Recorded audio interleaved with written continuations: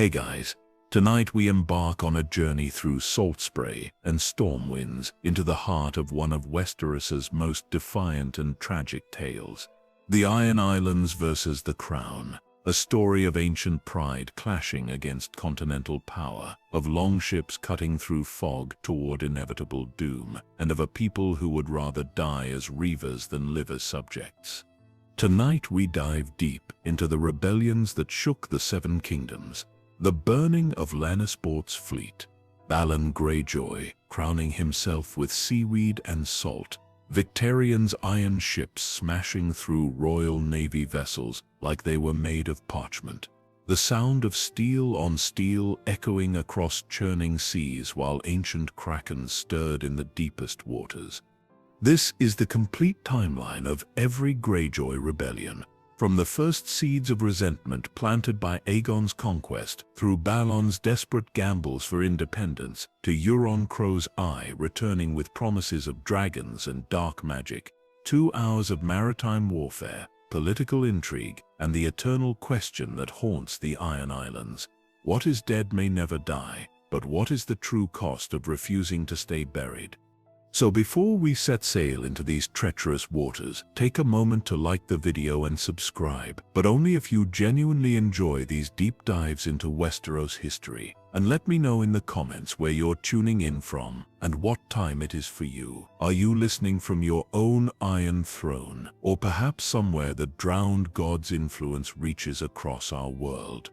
Now dim the lights. Maybe turn on a fan for that soft background hum of ocean waves. Get comfortable under your blanket, and let's ease into tonight's journey together through centuries of rebellion and the secrets they tried to drown beneath the waves. But first, let me share something that will make everything we discover tonight even more chilling. Deep in the archives of the Citadel, there's a letter written by a maester stationed at Pyke just before the First Great Rebellion. His words, trembling with fear, describe something he witnessed in the depths of the castle, a meeting that should never have happened. Ancient words spoken in the drowned halls that would explain why the Iron Islands kept rebelling again and again, despite knowing they would face crushing defeat. The maester wrote of Balon Greyjoy descending into the flooded chambers beneath the seastone chair, where saltwater pools reflect no light. There, surrounded by the bones of sea dragons and krakens, he spoke with voices that seemed to rise from the depths themselves. The conversation lasted hours, and when Balon emerged, his eyes held the cold determination of a man who had made a pact with forces older than the Seven Kingdoms themselves. What bargain was struck in those drowned depths? What ancient promise drove generation after generation of Ironborn to their deaths against impossible odds? The maester's letter ends abruptly. The ink smeared as if by desperate shaking hands. He was found the next morning at the base of Pyke's towers, his body broken on the rocks below. The official cause was listed as accidental fall, but locals whispered of something else. They said the drowned god had claimed him for witnessing secrets meant to sleep beneath the waves. This is where our story begins tonight, not with politics or economics, but with something far older and more dangerous. The true reason behind every Greyjoy rebellion. The secret that connects Balon's crowning to Euron's return. Victarion's burning of Lannisport to the ancient prophecies carved in the bones of the first sea dragons. As we journey through each rebellion, we'll uncover how this underwater covenant shaped every decision, every battle, every tragic defeat. We'll discover why the Iron Islands could never truly bend the knee, why their ships kept rising from the depths no matter how many times they were sunk, and why the final rebellion might be unlike anything Westeros has ever seen. The salt winds are calling, and the tide is turning. Ancient powers are stirring beneath the sunset sea, and the kraken's tentacles are reaching toward shores that have never known their touch. What we'll uncover tonight will change how you see every Greyjoy, every rebellion, and perhaps every wave that crashes against the rocks of the Iron Islands. So settle in, let the rhythmic sound of distant waves wash over you, and prepare yourself for a tale of pride and prophecy of iron and salt, of men who chose to live and die by the ancient words, "We do not sow." But what they did sow, in the depths of drowned halls and the hearts of their children, would grow into something that would either save or damn the seven kingdoms forever. The first rebellion begins with fire on the water, and ends with the sea claiming its due. But the true story, the one that explains why they could never stop fighting, begins much deeper. In the drowned places where ancient voices still whisper, and where bargains made in salt and blood can never be broken. Let the waves carry us back to the beginning, where it all started to go wrong. The Iron Islands rise from the sunset sea like the bony fingers of some ancient giant clawing at the gray sky above. 7 major islands and countless smaller rocks, each one carved by salt wind and storm into something harsh and unforgiving. This is where our story unfolds, in an archipelago that has never known gentle seasons or easy harvests, where the very landscape seems to breed the kind of hard men and women who would rather take what they need than grow it themselves. At the heart of this scattered kingdom sits Pyke, ancestral seat of House Greyjoy, built on a cluster of stone stacks connected by swaying rope bridges that groan and sway with every wind. The castle itself seems to grow from the very rocks, its towers reaching toward the sky, like the masts of some impossibly large stone ship, and deep within its flooded lower levels sits the seastone chair, carved from a single block of oily black stone that some say fell from the sky in the dawn of days, others claim was pulled from the deepest ocean trenches by the first sea kings. This chair has seen the rise and fall of countless Ironborn rulers, but none more tragic than the Greyjoys of our tale. The throne room where it sits floods with every high tide, and legend says that only those blessed by the drowned god himself can sit upon it without drowning. The salt water that pools around its base never fully recedes, creating dark mirrors that reflect faces strangely, as if the throne exists partially in our world and partially in some deeper, more ancient realm. Beyond Pyke stretch the other islands, each with their own character and their own role in the coming rebellions. Old Wick, where the first drowned men preached their harsh gospel of death and rebirth. Great Wick, largest of the islands, where the finest ships in the Iron Fleet were built in hidden coves and covered shipyards. Harlaw, where the scholarly House Harlaw kept libraries filled with accounts of the old ways, the Sea Kings, and prophecies written in scripts older than the Andals.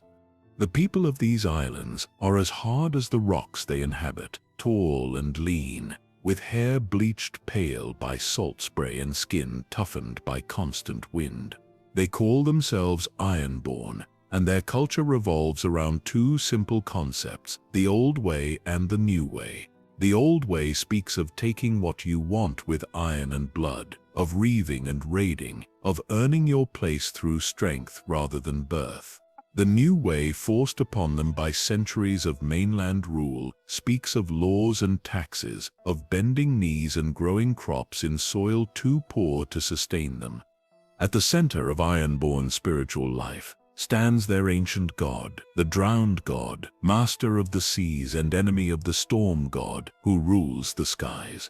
Their priests, known as drowned men, perform baptisms that involve actual drowning, bringing their faithful to the edge of death before reviving them with the kiss of life. What is dead may never die, they chant, but rises again harder and stronger. It's more than just words to the Ironborn. It's a philosophy that would drive them to rebel again and again, no matter how many times they were crushed beneath the boots of mainland armies.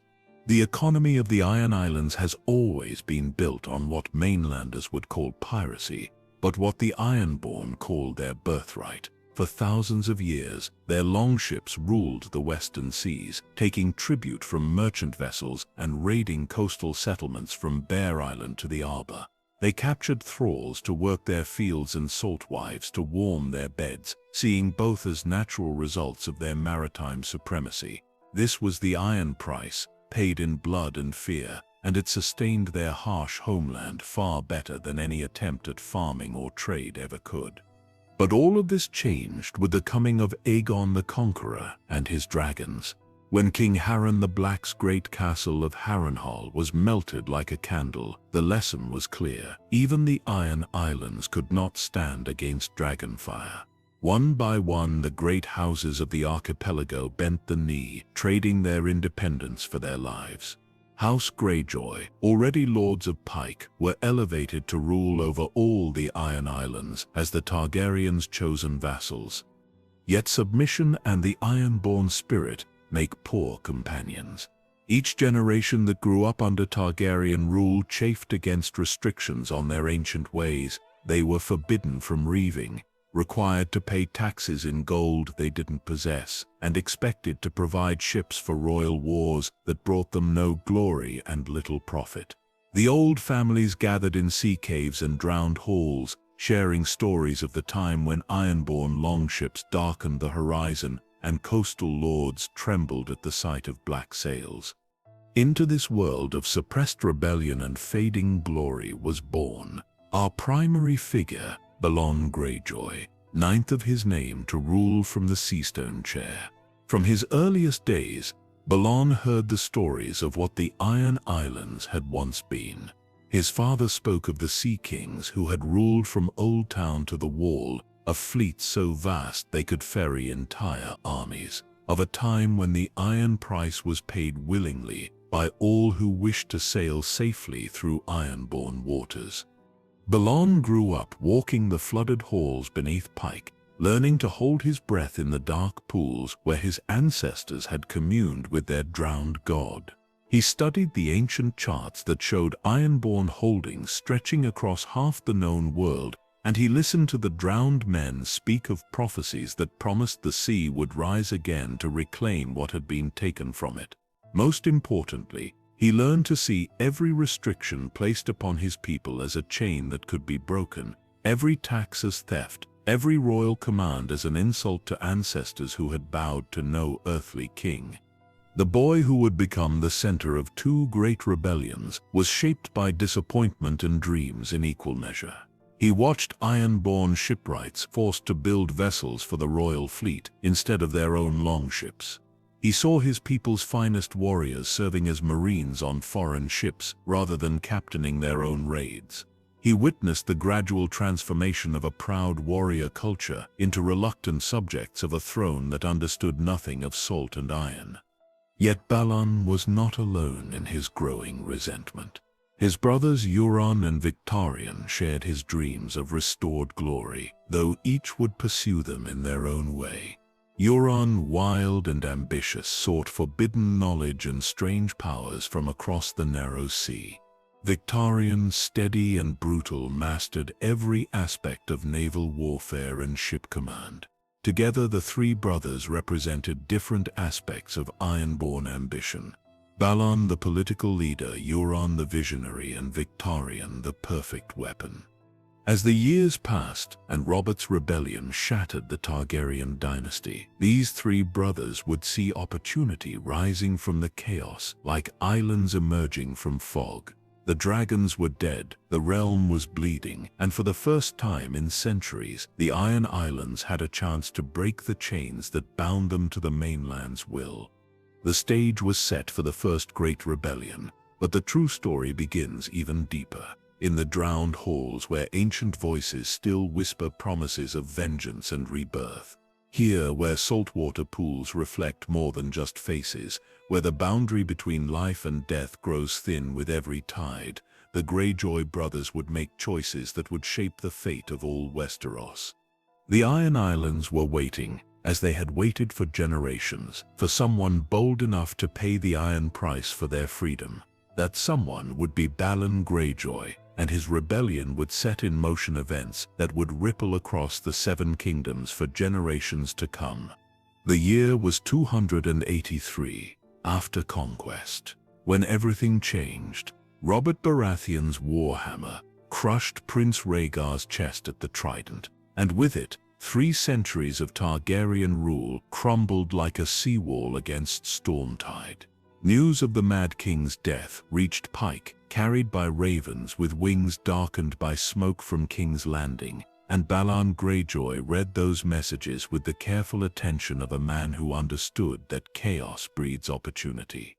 In the great hall of Pyke, where the seastone chair sat surrounded by pools that reflected the dancing flames of torches, Balon gathered his most trusted advisors. The air was thick with salt spray that found its way through every crack in the ancient stones, and the constant sound of waves crashing against the castle's foundation provided a rhythmic backdrop to discussions that would shape the future of Westeros. Maester Qyburn, thin and pale as driftwood, spread charts across the water-stained table. These weren't ordinary maps showing roads and rivers, but maritime charts passed down through generations of Ironborn navigators. They displayed every current, every hidden reef, every sheltered cove from the frozen shore to the summer islands. More importantly, they showed something the new king in King's Landing didn't yet understand: how completely the Iron Islands could dominate the western seas if given the chance. "The realm bleeds," Balon said, his voice carrying the authority that comes from speaking in halls where your ancestors ruled as kings. "Robert Baratheon sits the Iron Throne, but his kingdom is broken. The Lannisters count their gold while their ships burn in harbors. The Starks retreat to their frozen wasteland. The Tyrells tend their roses while their coast lies undefended." His brother Victorian leaned forward, the scars on his hands, telling stories of every boarding action he'd led, every enemy captain he'd killed in single combat. "The royal fleet is scattered," he confirmed, his deep voice rumbling like distant thunder. "Half their ships went down with the Targaryens. The other half serve masters who barely know stern from bow. We could sweep the Sunset Sea clean before they even realize we've left port." But it was the third brother whose words carried the most weight that night. Euron had just returned from one of his mysterious voyages beyond the Narrow Sea, his ship's hold filled with strange artifacts and his head full of even stranger ideas. The Crow's Eye wore an eye patch that covered a socket filled with blood, and when he smiled, which he did often, there was something in that expression that made even hardened Ironborn captains uncomfortable. "Brothers," Euron said, his voice smooth as silk drawn across a blade, "you think too small. Robert's kingdom isn't just weakened by war, it's rotten at its foundations. I've sailed beyond the edges of the world, spoken with warlocks in Karth, learned secrets in Ashai that would freeze the blood in a maester's veins. The dragons are gone, but other powers stir in the deep places of the world, powers that remember when the seas ran red with the blood of kings." He produced something from his travel-stained cloak, a horn carved from what looked like dragon bone, but was darker than any bone had a right to be. Strange symbols covered its surface, writing that seemed to shift and writhe in the torchlight. This came from the ruins of old Valyria itself. "The Horn of Dragonbinder," they called it. "With this, and with the strength of Ironborn arms, we could do more than just raid merchant ships. We could forge an empire." The maester's quill scratched across parchment as he tried to capture everything being said, but some conversations are too dangerous to record in their entirety. What Balon and his brothers discussed that night went beyond simple rebellion. They spoke of ancient rights and older grievances, of debts written in salt and iron that had gone unpaid for far too long. "The Targaryens conquered us with fear," Balon said finally, standing to pace the length of the hall. "Their dragons made us kneel, their fire made us submit, but dragons die, and fear fades, and now we face a fat king whose greatest victory was swinging a hammer at a pretty prince. What does Robert Baratheon know of the sea? What does he understand of the price we've paid for his peace?" The answer, they all knew, was nothing. The new king was a creature of land and stream, of hunting parties and feasting halls. He'd never felt the deck of a longship roll beneath his feet in a storm, never watched enemy ships burn on the horizon, never understood the intoxicating freedom of taking what you wanted with iron and blood. To him, the Iron Islands were just another source of taxes and another group of subjects to bow when he commanded. But Balon had grown up hearing different stories. In the drowned halls beneath Pyke, where the tide pools reflected more than just torchlight, his father had told him about the glory days, about Ironborn longships landing on foreign shores, about salt wives and thralls, about the iron price paid willingly by those too weak to resist. Those stories had been passed down from father to son for generations, growing stronger with each telling, becoming not just memories but promises of what could be again. The decision, when it finally came, surprised no one who truly knew Balon Greyjoy. He was his father's son and his grandfather's heir, and the blood of sea kings flowed in his veins. For too long, the Ironborn had lived as subjects when they were born to be rulers. For too long, they'd paid the gold price when their ancestors had taken what they needed with iron and blood. "Send word to every house," Balon commanded, his voice carrying the authority of a man who had just decided to stake everything on a single desperate gamble. "Harlaw, Goodbrother, Merlin, Tawny, all of them. Tell them the Sea Kings rise again. Tell them the Kraken wakes. Tell them it's time to pay the iron price." The preparations began immediately, but they were unlike anything the Iron Islands had seen in living memory. This wouldn't be a simple raid or a quick strike for gold and glory. Balon was planning for war, real war, the kind that reshapes kingdoms and redraws maps. In hidden shipyards scattered across the islands, master shipwrights began laying the keels for vessels designed not just for raiding but for conquest. The work was done in secrecy, hidden from the few mainland observers who might report back to King's Landing. But secrecy on the Iron Islands was different from secrecy elsewhere. Here it meant hushed conversations in sea caves where the tide made eavesdropping impossible. It meant meetings in the drowned halls where only those blessed by the drowned god could venture without drowning. It meant oaths sworn on ancient iron swords that had tasted the blood of kings. As word spread from island to island, carried by fishing boats and trading vessels that moved freely between the scattered communities, something stirred in the Ironborn heart that had been sleeping for 3 centuries. Young men who had never known anything but peace began to dream of battle. Old warriors who had fought in Robert's rebellion as subjects began to remember what it felt like to fight for themselves. Women who had married into peaceful fishing families began to sing the old songs about salt wives and the iron price. The call had been answered before it was even fully spoken. The Iron Islands were waking from their long sleep, and when they fully opened their eyes, the 7 kingdoms would tremble at what they saw rising from the depths of the Sunset Sea. Balon Greyjoy had made his choice, and there would be no turning back. The Kraken was stirring, and soon its tentacles would reach for shores that had grown soft and complacent under the rule of kings who understood nothing of salt and iron. 6 years would pass between that fateful night in Pyke's Great Hall and the moment Balon Greyjoy officially declared himself King of the Iron Islands. 6 years of careful preparation, secret alliances, and the slow, methodical building of the most formidable naval force the 7 kingdoms had seen since the days of Aegon the Conqueror. But those weren't years of waiting. They were years of transformation. The first ships began taking shape in the hidden shipyards of Great Pyke, where master shipwright Sigrin Blacktide supervised construction with the devotion of a man building temples rather than vessels of war. These weren't the merchant cogs or fishing boats that had become common in Ironborn waters during the years of peace. These were true longships, built according to designs that hadn't been used since the days of the Sea Kings. Each vessel was a masterpiece of maritime engineering adapted for warfare, long and narrow, with shallow drafts that allowed them to navigate coastal waters where deeper ships couldn't follow. They combined the speed of galleys with the seaworthiness of larger vessels. Their black sails, woven with kraken sigils, could catch wind that barely stirred the banners of enemy fleets. Their iron-reinforced rams could punch through the hull of any ship in Robert's scattered navy. But ships were only part of the preparation.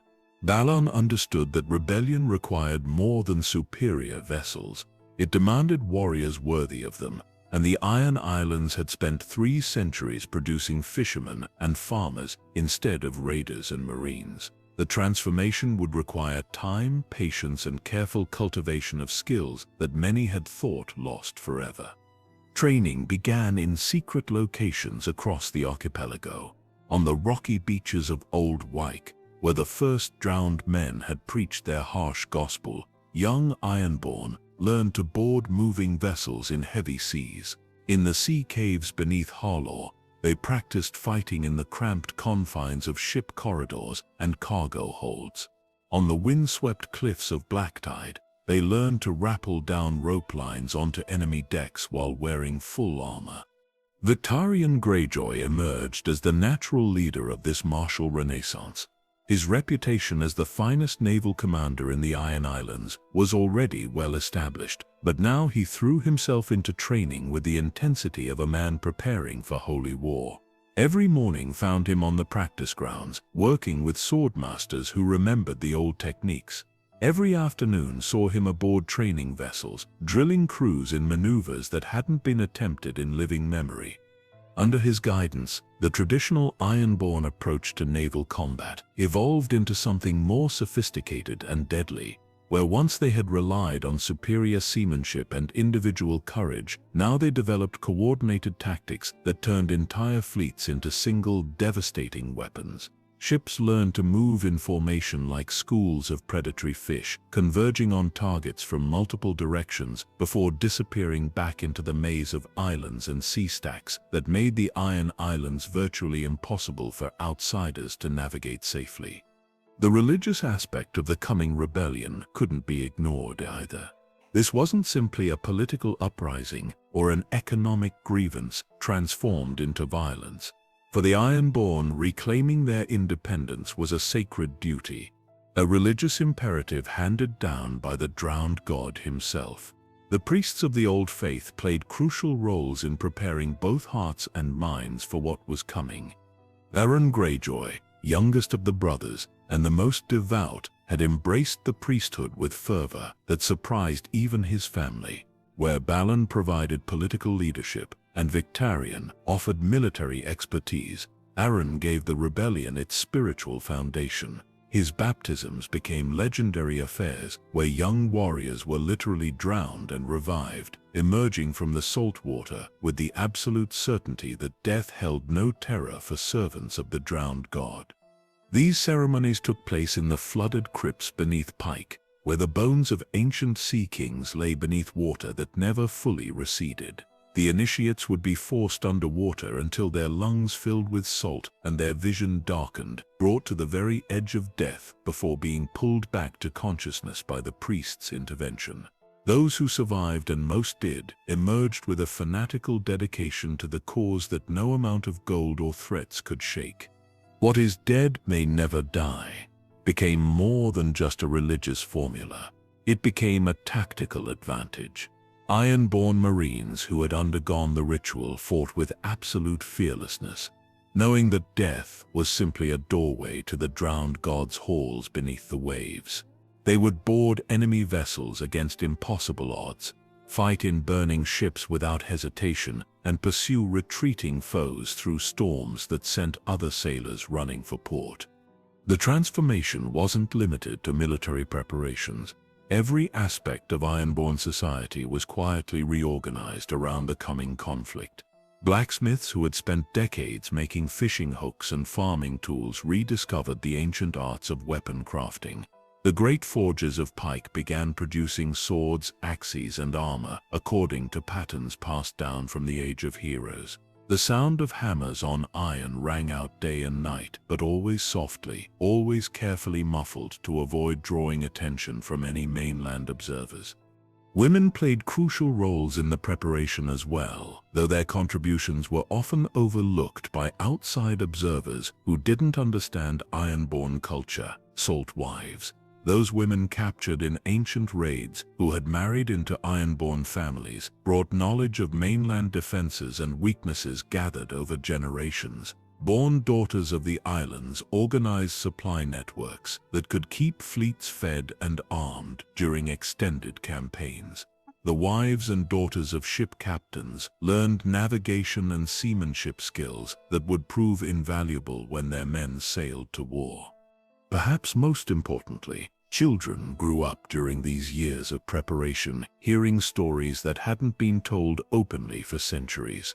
Tales of great sea kings who had ruled from castle to castle along thousands of miles of coastline. Legends of longships so numerous they darkened the horizon like storm clouds. Songs about the iron price and the old way, about taking what you wanted with strength rather than begging for it with gold. These stories weren't just entertainment, they were education, preparation for a war that would determine whether the Iron Islands remained vassals to mainland kings or reclaimed their rightful place as masters of the Western Seas. Every child who heard them understood that they were part of something larger than themselves, inheritors of a legacy that stretched back to the dawn of recorded history. As 289 after conquest dawned, the preparations were finally complete. The Iron Fleet was ready, trained to perfection, and armed with weapons that could punch through any defense Robert's weakened kingdom could muster. The warriors were prepared, blessed by ancient gods and trained in techniques that combined traditional Ironborn ferocity with tactical innovations learned through years of careful study. Most importantly, the will was there, forged in the fires of resentment and tempered by religious fervor into something unbreakable. Balon Greyjoy stood on the battlements of Pyke as the first storms of spring lashed the castle walls, salt spray mixing with rain to create the kind of weather that Ironborn considered perfect for sailing. Below him in the harbor that had once sheltered only fishing boats and merchant cogs, rode the most powerful naval force assembled in the Western Seas since the conquest itself. The journey was about to begin, and the Seven Kingdoms would never be the same. The first Greyjoy rebellion erupted like a kraken breaking the surface of a calm sea, sudden and terrifying in its scope. In the spring of 289, after conquest, while King Robert Baratheon celebrated his recent marriage to Cersei Lannister with tournaments and feasts, Balon Greyjoy donned a crown of driftwood and declared himself King of the Iron Islands once again. But this wasn't merely a symbolic gesture performed for the benefit of his own people. It was the opening move in a campaign that had been planned down to the smallest detail. The rebellion's first phase revealed just how thoroughly the mainland had underestimated Ironborn capabilities. While royal spies had reported some increased shipbuilding activity in the islands, no one in King's Landing had grasped the true scale of what was happening. They expected a few dozen longships carrying raiders interested in quick strikes for gold and glory. What emerged from the morning mist were over 100 vessels carrying nearly 10,000 trained warriors, the largest Ironborn fleet since the days of the Sea Kings. Victorian Greyjoy commanded this armada with the skill of a man born to walk on swaying decks, and his first target revealed the sophisticated intelligence network the Ironborn had been building during their years of preparation. Rather than attacking random coastal settlements, as previous generations of raiders had done, he struck directly at the heart of Western naval power. The target was Lannisport, the great port city that served as the primary base for the Lannister fleet and the western anchor of royal maritime strength. The attack came at dawn, when harbor watch was lightest and most of the Lannister vessels lay at anchor with skeleton crews. Ironborn longships, their black sails barely visible in the pre-dawn darkness, slipped past the outer fortifications using knowledge gained from years of careful observation. Local fishermen, many of whom had Ironborn blood from ancient raids, had provided detailed charts of the harbor's defenses, tidal patterns, and the positions where enemy ships typically moored. What followed was not a battle, but a massacre. The Lannister fleet, built for intimidation and ceremony rather than actual combat, proved woefully inadequate when faced with ships designed specifically for war. Ironborn marines, blessed by the drowned god and trained in techniques their enemies couldn't match, boarded merchant vessels and warships alike with devastating efficiency. The few Lannister captains who managed to raise anchor and attempt escape found their heavy gold-plated vessels no match for the speed and maneuverability of true longships. But Victarion's masterstroke wasn't the capture of enemy vessels, impressive as that was. His true genius lay in what he did next. Rather than sailing away with his prizes, as traditional raiders would have done, he methodically set fire to everything he couldn't take with him. The harbor of Lannisport became an inferno that could be seen from 20 miles away, columns of smoke rising into the sky, like funeral pyres for Lannister naval power. The political implications were staggering. In a single morning's work, the Iron Islands had eliminated the largest concentration of royal naval power on the western coast. More importantly, they had demonstrated that the new kingdom's defenses were built on foundations of sand. If the mighty Lannisters could be humiliated so completely in their own harbor, what hope did lesser houses have of resisting Ironborn attacks? News of the disaster reached King's Landing through a chain of signal fires that had been established during Robert's rebellion, but even the swiftest communication couldn't convey the true scope of what had happened. Early reports spoke of pirates and raiders, problems that could be solved with a few royal warships and some stern letters to local lords. It took days for the full truth to emerge, and when it did, the reaction in the capital was everything Balon could have hoped for. Panic spread through the Red Keep like plague through a crowded city. Suddenly, every coastal lord in the kingdom was demanding protection from royal forces that no longer existed in sufficient numbers. Merchant captains refused to sail without massive military escorts that further depleted available resources. Insurance rates for maritime cargo increased tenfold almost overnight, strangling trade just as the harvest season was beginning. King Robert's response revealed both his strengths and his limitations as a ruler. The warrior who had smashed the Targaryen dynasty with his war hammer understood the military threat clearly enough, but he completely failed to grasp the deeper implications of what was happening. To him, this was simply another rebellion to be crushed, another group of subjects who needed to be reminded of their proper place. He had no understanding of the cultural and religious forces driving Ironborn resistance, no comprehension of the sophisticated planning that had made their initial success possible. The Royal War Council convened immediately, bringing together the surviving great lords and their military advisors to plan a response. But here too, the rebellion's early success revealed troubling weaknesses in the kingdom's structure. Many of the realm's most experienced naval commanders had died during Robert's rebellion or in the chaos that followed. Those who remained were accustomed to fighting land battles or ceremonial fleet reviews, not the kind of mobile warfare that the Ironborn practiced as naturally as breathing. Worse still, the kingdom's intelligence networks had been caught completely off guard. For all their spies and informants throughout the Seven Kingdoms, they had learned virtually nothing about Ironborn preparations. The island's isolation, combined with their tight-knit culture and religious unity, had created an impenetrable wall of secrecy that mainland observers couldn't breach. Every fishing boat could be a scout vessel, every merchant captain a potential intelligence operative, every religious ceremony a cover for military planning. As reports continued to flow in from across the western coast, the pattern of Ironborn strategy became clearer and more disturbing. These weren't random raids driven by greed or desperation. Every target had been carefully selected for maximum strategic impact. Harbor fortifications that had stood for centuries were bypassed or destroyed with surgical precision. Supply depots that fed the royal fleet were burned or captured. Coastal beacon towers that provided early warning of maritime threats were systematically eliminated. Most ominous of all were the reports from captured Ironborn warriors.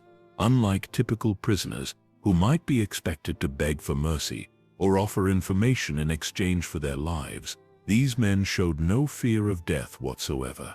They spoke of their rebellion not as a political uprising, but as a holy war, a sacred duty commanded by their drowned god. When threatened with execution, they responded with religious chants and expressions of eagerness to join their deity in the halls beneath the waves. This fanatical dedication presented problems that went far beyond military tactics. How do you negotiate with people who view compromise as blasphemy? How do you deter warriors who consider death in battle the highest honor their religion offers? Traditional methods of ending rebellions, built around cutting deals with ambitious lords or offering pardons to misguided subjects, simply didn't apply to people who saw the conflict in apocalyptic terms. The Iron Islands' early success also began to attract attention from other potential enemies of the crown.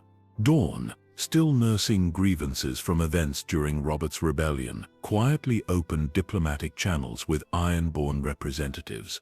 Some of the free cities across the narrow sea, always interested in anything that might weaken Westerosi trade competition, began providing indirect support through arms dealers and mercenary captains. Even within the Seven Kingdoms, houses that had submitted reluctantly to Robert's rule began to wonder if the time might be right for their own bids for independence.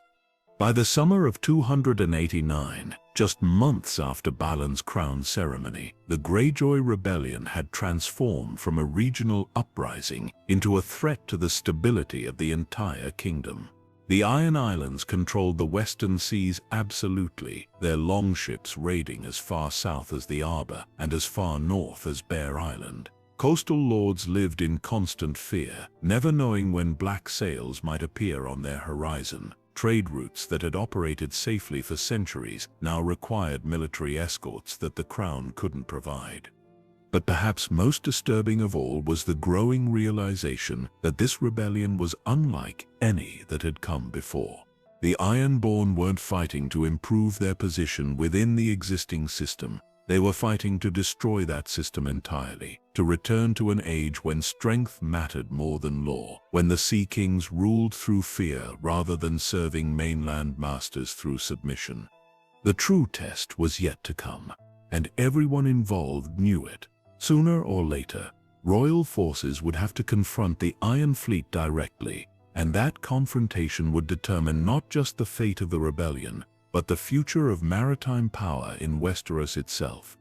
For the better part of 2 years, it seemed as though Balon Greyjoy had achieved the impossible. The Iron Fleet ruled the western seas with an authority that hadn't been seen since the days of Harren the Black, and coastal lords from the Reach to the north paid tribute in all but name to avoid the attention of Ironborn raiders. To observers in King's Landing, the pattern appeared clear enough. The rebellion was succeeding because the crown lacked sufficient naval power to challenge it directly, and the solution was simply a matter of building more ships and training more sailors. This assessment, plausible as it seemed to mainland strategists, missed the deeper currents that actually drove the conflict. Royal advisors focused on tactics and numbers, counting vessels and calculating tonnages, as if the rebellion were merely a mathematical problem, waiting for the right equation to solve it. They saw Ironborn's success as the natural result of superior seamanship and better ships, advantages that could be overcome through sufficient investment in naval expansion and crew training. Lord Stannis Baratheon, newly appointed as Master of Ships, embodied this rational approach to the crisis. His methodical mind saw the rebellion as a series of strategic puzzles that could be solved through careful planning and overwhelming force. Working from his headquarters at Dragonstone, he began assembling a response that would match Ironborn numbers with superior mainland resources and organization. New warships were commissioned from shipyards across the Seven Kingdoms, their designs incorporating lessons learned from early encounters with Iron Fleet vessels. The Royal Shipbuilding Program was impressive in its scope and sophistication. Rather than simply copying Ironborn longship designs, mainland shipwrights created hybrid vessels that combined the speed and maneuverability of raiding ships with the defensive capabilities of traditional warships. These new galleys carried larger crews and heavier armor than their Ironborn counterparts, trading some speed for the ability to survive boarding actions and ram attacks that had proven so devastating at Lannisport. Training programs were established at ports throughout the kingdom, where experienced captains who had served in Robert's rebellion taught younger officers the basics of naval warfare. The curriculum included everything from ship handling in rough seas to coordinated fleet maneuvers, but it focused heavily on countering the specific tactics that had made the Ironborn so successful. Mock boarding actions were practiced until crews could repel attackers with mechanical precision, and gunnery drills prepared them to sink enemy vessels before they could close to ramming distance. King Robert himself threw his considerable energy behind the naval expansion, visiting shipyards and training facilities with the enthusiasm he usually reserved for hunting expeditions. The warrior king understood the humiliation that Ironborn victories had inflicted on his reign, and he was determined to answer them with overwhelming force. Gold flowed freely from the royal treasury, funding not just ships and weapons but also recruitment bonuses that drew experienced sailors from merchant fleets and fishing boats into royal service. By the spring of 291, this massive investment began to show results. The royal fleet had grown from the scattered remnants that survived Lannisport to a formidable armada of over 200 vessels, many of them purpose-built for war rather than converted from peaceful uses. More importantly, these ships carried crews who had been training together for months, learning to operate as a unified fighting force rather than collections of individual captains pursuing their own glory. The first major test of this new naval power came when Lord Stannis led a squadron of 50 ships in an assault on the Ironborn stronghold at Great Pyke. The battle that followed seemed to validate every assumption mainland strategists had made about the rebellion's weaknesses. Superior numbers and heavier ships proved decisive advantages when properly employed, allowing royal forces to overwhelm Ironborn defenders through coordinated attacks that prevented their traditional hit-and-run tactics. Ironborn casualties were severe, with several longships captured or sunk and hundreds of experienced warriors killed or taken prisoner. More significantly, the royal victory demonstrated that Iron Fleet vessels could be defeated when faced with opponents who understood their capabilities and had prepared accordingly. The myth of Ironborn invincibility on the seas, carefully cultivated through 2 years of successful raids, began to crumble in the face of organized resistance. News of the victory spread quickly throughout the Seven Kingdoms, bringing hope to coastal communities that had lived in fear since the rebellion began. Merchants who had abandoned sea routes began planning new expeditions, confident that royal protection could now be relied upon. Coastal lords who had been paying informal tribute to Ironborn raiders started organizing their own defensive fleets, emboldened by proof that the enemy could be defeated. Yet, even as celebrations filled the halls of King's Landing, more perceptive observers noticed troubling details that didn't fit the narrative of inevitable royal victory. The Ironborn defense of Great Pyke had been surprisingly weak, with many of their best ships apparently absent from the battle. Prisoners taken during the fighting spoke not of defeat but of strategic withdrawal, claiming that their leaders had planned for exactly this kind of assault. Most disturbing of all, Ironborn morale seemed unaffected by the loss, with captured warriors expressing confidence that their temporary setback would soon be reversed. Maester Cresson, serving as Stannis Baratheon's advisor, compiled reports that painted a more complex picture of Ironborn capabilities than simple naval superiority could explain. Intelligence gathered from prisoners and captured documents suggested extensive coordination between different island communities, supply networks that could support prolonged campaigns, and contingency plans that indicated far more sophisticated strategic thinking than anyone in King's Landing had expected. The religious dimension of the rebellion also proved more significant than mainland observers had realized.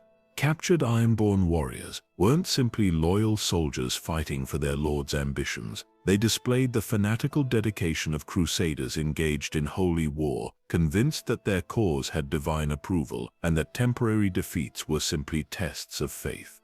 Traditional methods of breaking enemy morale through battlefield victories seemed ineffective against opponents who viewed death in battle as a form of religious achievement.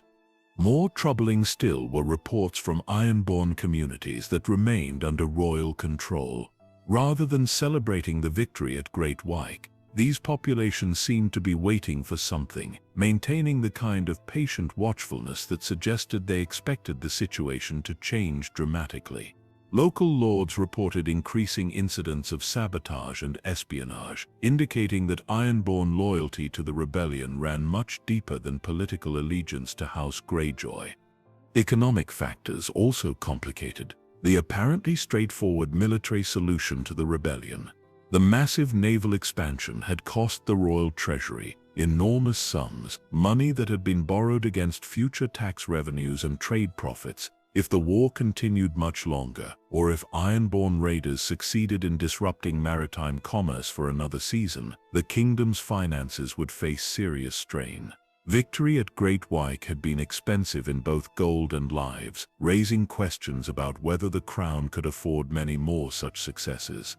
Intelligence reports from the Iron Islands themselves painted an even more concerning picture. Rather than being demoralized by their defeat, Balon Greyjoy appeared to be intensifying his war preparations. New ships were under construction in hidden shipyards, using techniques and materials that royal spies couldn't identify. Foreign vessels had been spotted in Ironborn waters, suggesting that the rebellion might be receiving support from sources beyond the Seven Kingdoms. Most ominously, religious activity throughout the Iron Islands had increased dramatically following the defeat at Great Pyke. Drowned god ceremonies were being conducted on a scale not seen in centuries, with thousands of young warriors undergoing baptisms that seemed designed to prepare them for death in battle. These rituals went far beyond normal religious observance, suggesting that the Ironborn leadership was preparing their people for conflicts that would make previous battles seem like minor skirmishes. As summer turned to autumn in 291, the initial optimism generated by victory at Great Pyke began to fade among those closest to the royal war effort. What had seemed like a decisive blow against Ironborn power was beginning to look more like a successful raid against an outpost, significant but hardly decisive in the broader context of the rebellion. The enemy's true strength remained largely untested, hidden behind layers of secrecy and religious fervor that mainland intelligence networks couldn't penetrate. The stage was being set for a much larger confrontation, one that would test not just the military capabilities of both sides, but their fundamental understanding of what the rebellion actually represented and what it would take to end it. The turning point came not with grand battles or dramatic declarations, but with a discovery that would reshape everyone's understanding of what the Greyjoy rebellion actually represented. In the flooded archives beneath the citadel, where ancient scrolls were preserved in waterproof containers, and the oldest knowledge of Westeros gathered dust between irregular visits from scholarly maesters, Archmaester Marwyn made a finding that sent shockwaves through the highest levels of royal governance.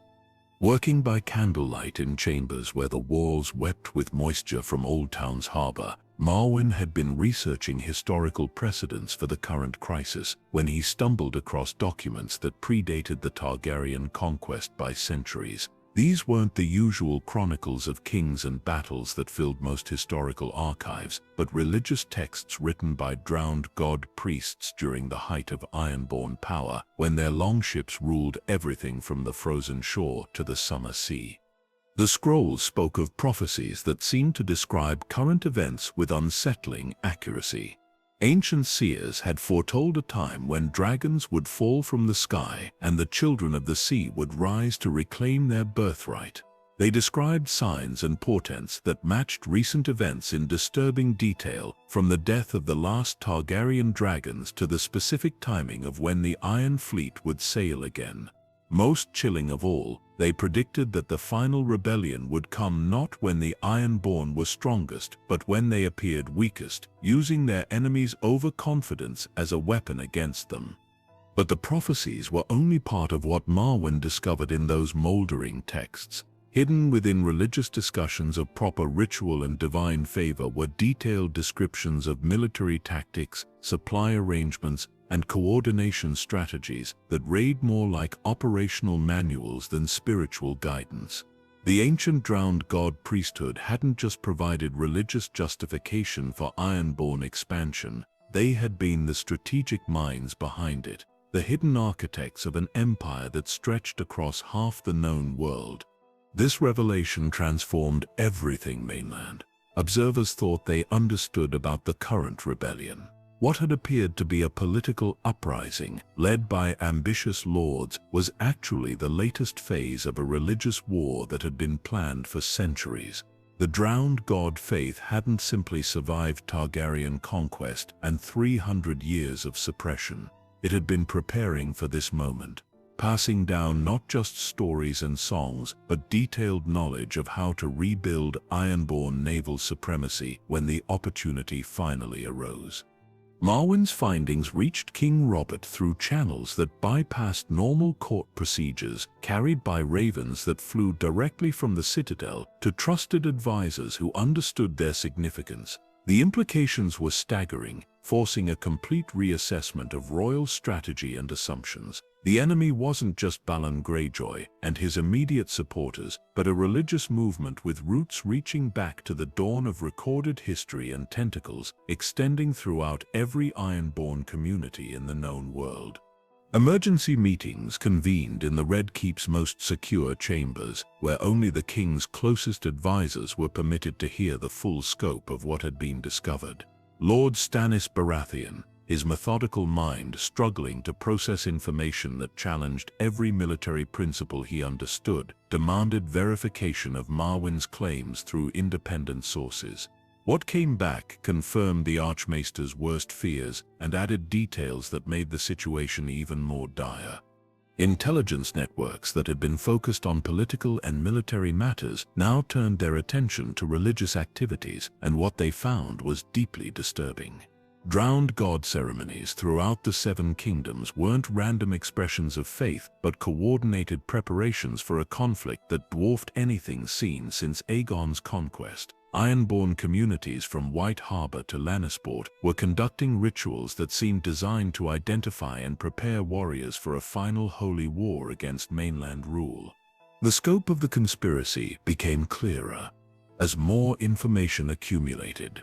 Fishing boats that moved freely between Ironborn settlements and mainland ports weren't just conducting trade, but carrying messages and coordinating activities across vast distances. Marriages between Ironborn families and mainland houses weren't simple romantic alliances, but strategic relationships that placed loyal agents in positions throughout the kingdom's coastal regions. Even the timing of various raids and skirmishes followed patterns that suggested central coordination by minds that thought in terms of decades rather than seasons. Most troubling of all was the realization that the rebellion's early successes hadn't been the result of superior tactics or favorable circumstances, but part of a deliberate plan to draw royal forces into exactly the kind of naval confrontation that would play to Ironborn's strengths. The victory at Great Pyke, which had seemed like such a triumph for royal arms, now appeared to be precisely what Balon Greyjoy had wanted to happen. By allowing mainland forces to believe they understood Ironborn capabilities, he had set them up for a much larger surprise. Stannis Baratheon's response to these revelations revealed both his strengths and limitations as a military commander.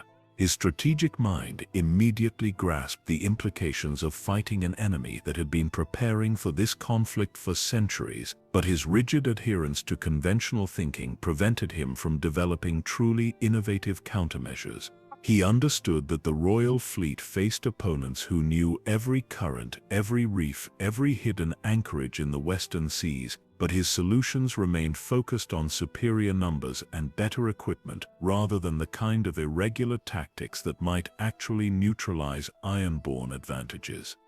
The king himself reacted to the intelligence revelations with characteristic directness, but his solution was as brutal as it was impractical. Robert wanted to eliminate the drowned god faith entirely, burning every temple, executing every priest, and forcing the Ironborn to convert to the faith of the Seven at sword point. His advisors struggled to explain why this approach would not only fail to end the rebellion, but might actually make it stronger by confirming Ironborn beliefs about mainland persecution of their ancient ways. As autumn storms began to lash the western coasts, the royal war effort entered a new phase characterized by uncertainty and growing desperation. Traditional military approaches had proven inadequate against an enemy that fought according to rules no mainland strategist fully understood. Intelligence operations designed to penetrate Ironborn networks consistently failed, thwarted by religious loyalty that treated betrayal of the cause as spiritual damnation.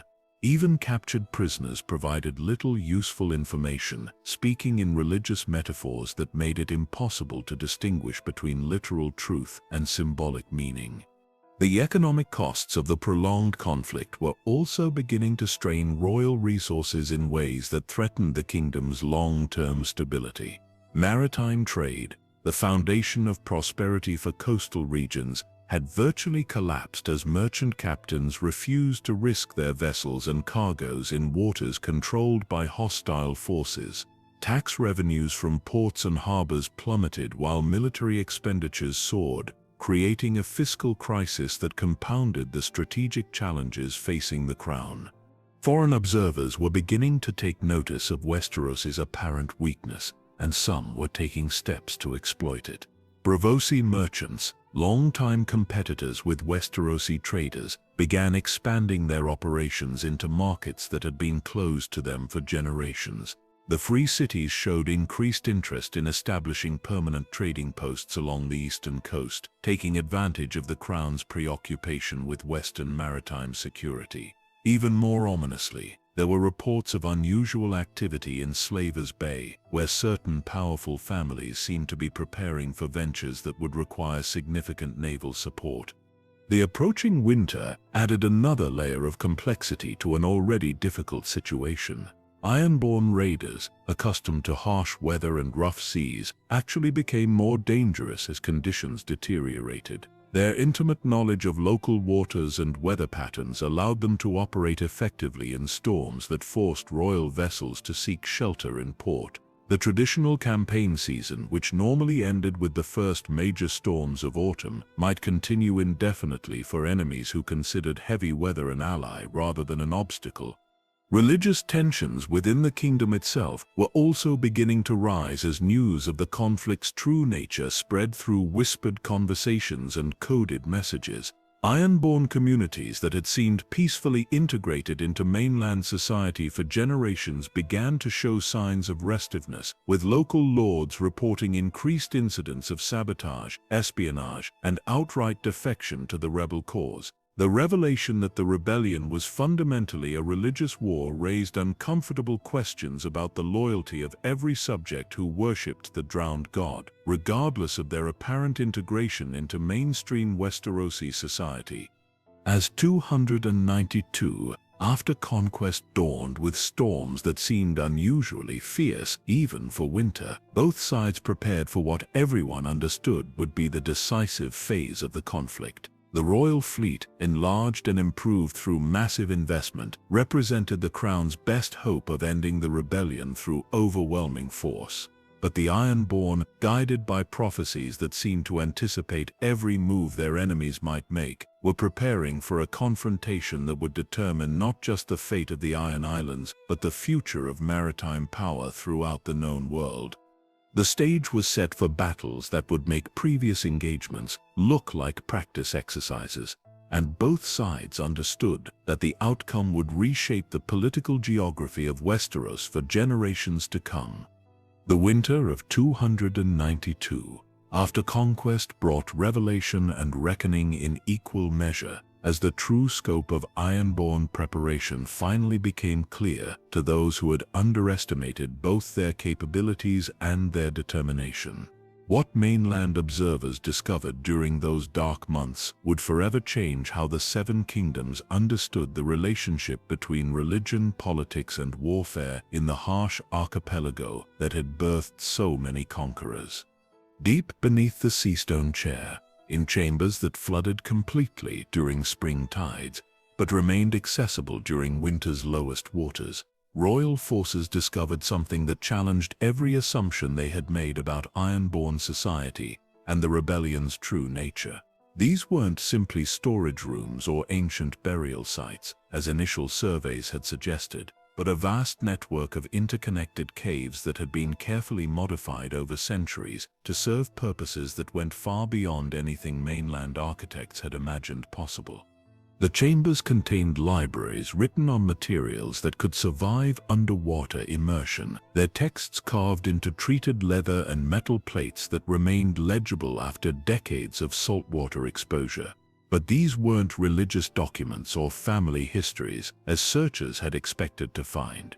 Instead, they held detailed records of every major naval engagement fought in the Western Seas for the past 3 centuries, complete with tactical analyses, weather reports, and strategic assessments that demonstrated a level of military scholarship that would have impressed the War College at King's Landing.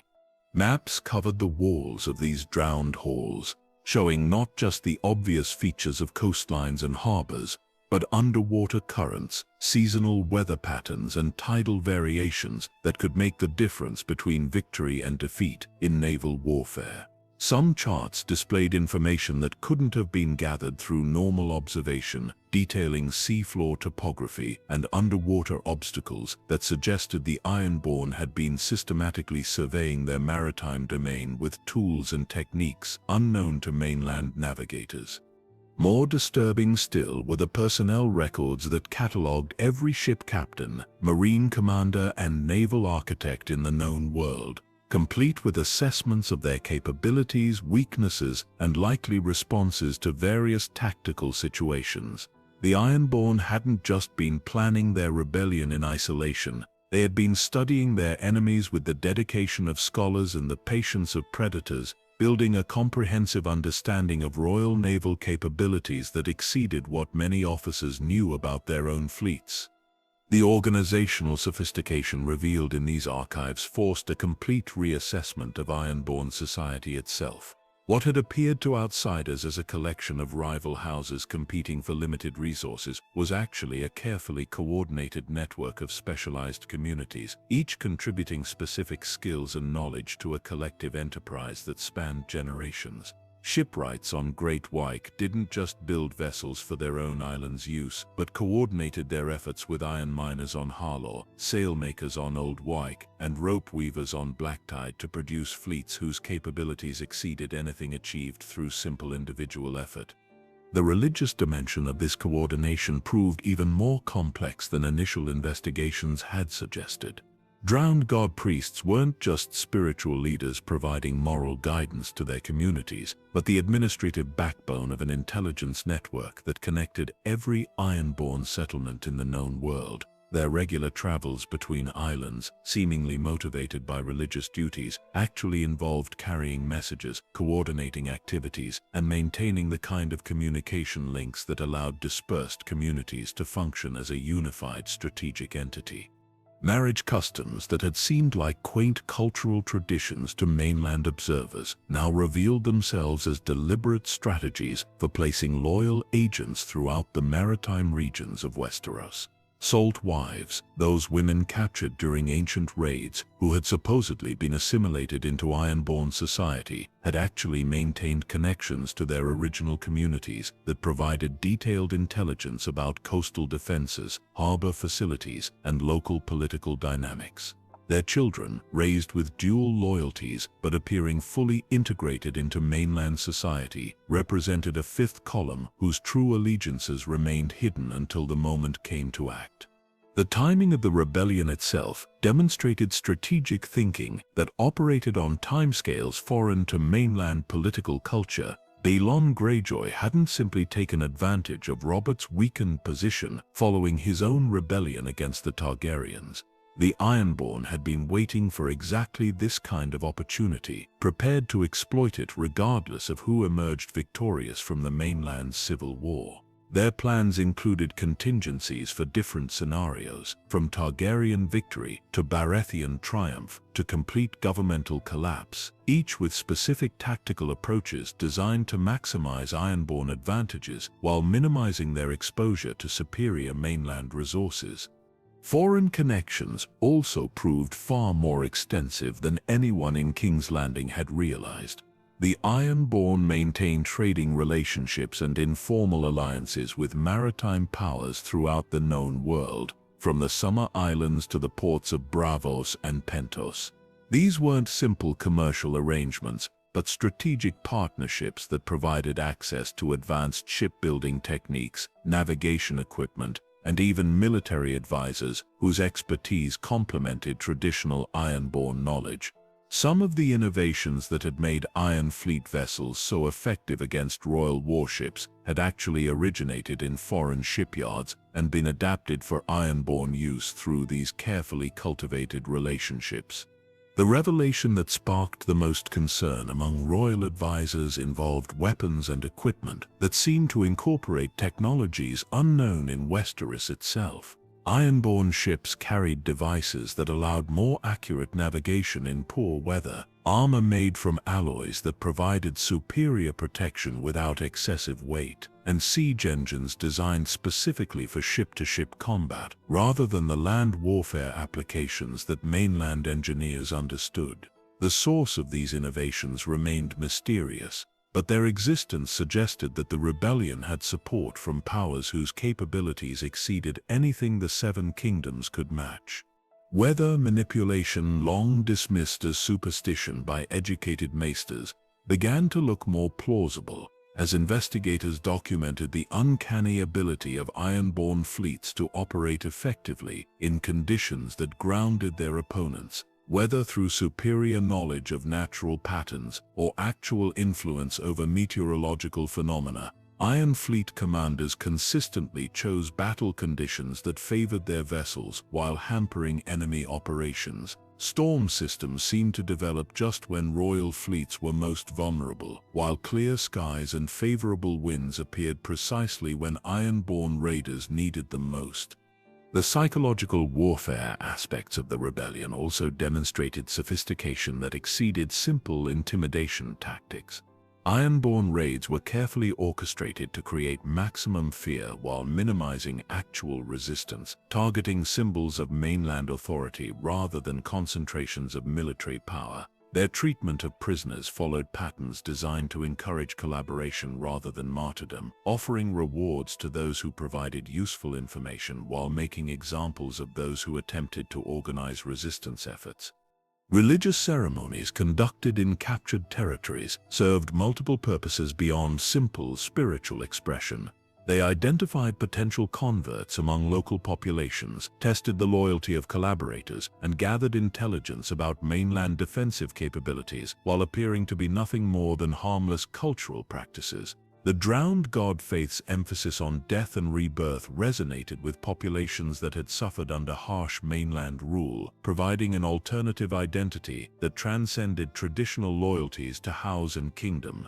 As spring approached and campaign season prepared to begin again, both sides understood that the conflict had evolved beyond anything either had originally anticipated. The royal fleet, despite its numerical advantages and superior resources, faced opponents who understood every aspect of maritime warfare better than the most experienced mainland commanders. Traditional strategies that had worked against conventional enemies proved inadequate against forces that combined religious fanaticism with technical expertise and strategic thinking that operated according to principles foreign to mainland military culture.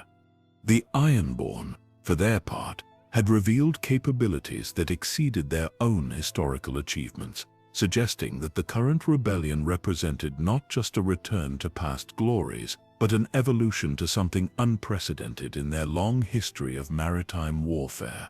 Their combination of ancient traditions with foreign innovations created a hybrid approach to naval combat that challenged every assumption about what was possible with the resources available to a relatively small population operating from a harsh and isolated homeland. The stage was set for confrontations that would test not just military capabilities, but fundamental assumptions about power, identity, and the relationship between tradition and innovation in a world where the balance of forces was shifting in ways that no one fully understood. The siege of Pyke began on a grey morning in 293. After conquest, when the largest fleet ever assembled in the western seas appeared on the horizon like a forest of masts sprouting from the waves, Lord Stannis Baratheon had learned from every previous encounter with Ironborn forces, and the armada he brought to end the rebellion represented the culmination of 4 years of preparation, innovation, and relentless determination to crush an enemy that had humiliated the crown once too often. 300 ships rode at anchor in the waters surrounding the Greyjoy stronghold, their combined crews numbering nearly 20,000 men drawn from every corner of the Seven Kingdoms. But this wasn't simply a matter of overwhelming numbers, though the size of the fleet was certainly impressive enough to give pause to even the most confident Ironborn defenders. Stannis had assembled a force designed specifically to counter every advantage that had made the Iron Fleet so effective during the early years of the rebellion. The royal vessels incorporated design improvements learned through bitter experience in previous engagements.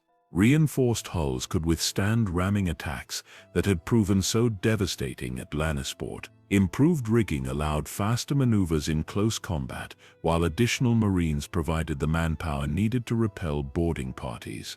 Most significantly, the ships carried innovations that would have been impossible without the Crown's vast resources and access to the finest craftsmen in the known world.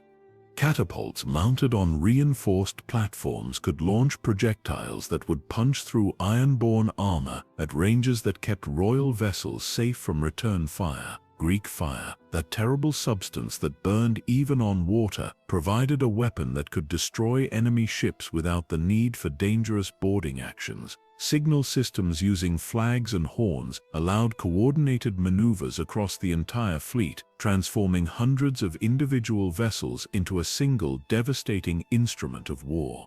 The men who crewed these ships represented the finest naval talent available to the Crown, veterans of countless engagements who had learned to respect Ironborn capabilities, while developing tactics specifically designed to neutralize them. Lord Paxter Redwine brought the disciplined sailors of the Arbor, masters of seamanship whose skills rivaled anything the Iron Islands could produce. Sir Davos Seaworth contributed knowledge gained through years of smuggling operations that had taught him every hidden channel and secret anchorage along the western coast. Yet for all its impressive preparations, the royal fleet faced an enemy that had spent those same 4 years preparing for exactly this confrontation. Pyke's defenses had been strengthened and modified according to principles that owed more to ancient Ironborn military engineering than to conventional mainland approaches to fortification. The castle's unique position, built on sea stacks connected by bridges, made traditional siege warfare nearly impossible while providing defenders with advantages that no amount of royal preparation could completely overcome. The initial assaults revealed just how thoroughly the Ironborn had prepared for this moment. Royal ships attempting to approach the castle's seaward faces encountered underwater obstacles that could tear the bottom out of any vessel unlucky enough to strike them. Hidden catapults placed in caves along the shoreline could strike approaching fleets while remaining virtually impossible to target in return. Most cunningly of all, the defenders had prepared surprises that turned the attackers' own innovations against them. Ironborn fireships, packed with combustible materials and guided by skeleton crews who had undergone the drowning ritual, struck at the heart of the royal formation during the first major assault. These vessels, designed to explode rather than survive combat, proved devastatingly effective against the close-packed formations that Stannis had developed to maximize his numerical advantages. Greek fire, that weapon the crown had considered its secret advantage, became a liability when enemy vessels packed with similar substances detonated among friendly ships. The siege settled into a pattern that revealed fundamental differences between mainland and Ironborn approaches to warfare. Stannis commanded his forces with the methodical precision that had made him such an effective military leader, but his tactics assumed enemies who would eventually exhaust their resources or lose heart when faced with overwhelming opposition. The Ironborn defenders operated according to entirely different principles, treating the siege not as a battle to be won or lost, but as a religious trial that would determine whether their ancient gods favored their cause.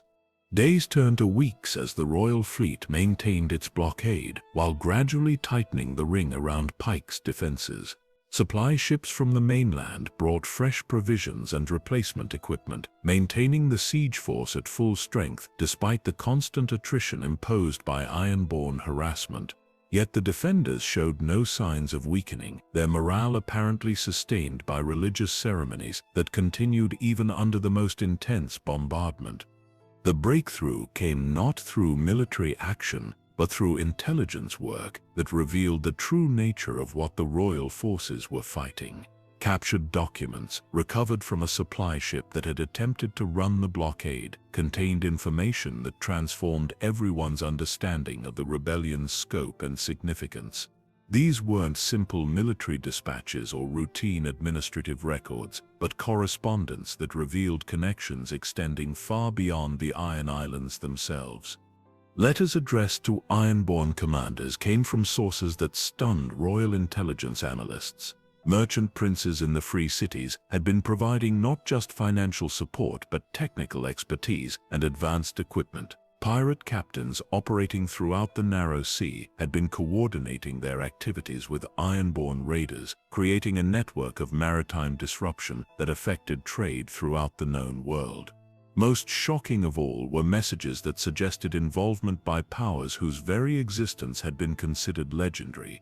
References to the Deep Ones, those mythical sea creatures that featured in ancient Ironborn religious texts, appeared in contexts that suggested they were real entities rather than symbolic figures. Descriptions of underwater cities and submarine vessels read like fantasy until cross-referenced with reports from royal ship captains who had encountered phenomena they couldn't explain. Strange lights beneath the waves, sounds that seemed to come from impossible depths, and creatures that bore no resemblance to any known sea life began to form patterns that suggested forces beyond normal human understanding were involved in the conflict. The religious implications of these revelations sent shockwaves through the royal command structure. If the Ironborn were receiving support from supernatural sources, traditional military solutions might prove inadequate, regardless of their scale or sophistication. Septons attached to the royal fleet began conducting ceremonies designed to counter whatever dark influences might be affecting the outcome of battles, while maesters struggled to reconcile their scientific worldview with evidence that challenged basic assumptions about the nature of reality itself. King Robert's reaction to the intelligence discoveries reflected his characteristic directness, but also his limitations when faced with problems that couldn't be solved through superior force. His instinct was to increase the pressure on Pyke's defenders, bringing additional ships and men to bear until sheer weight of numbers overcame whatever advantages the enemy possessed. Yet his advisors struggled to explain why conventional approaches might prove ineffective against opponents who appeared to have supernatural assistance.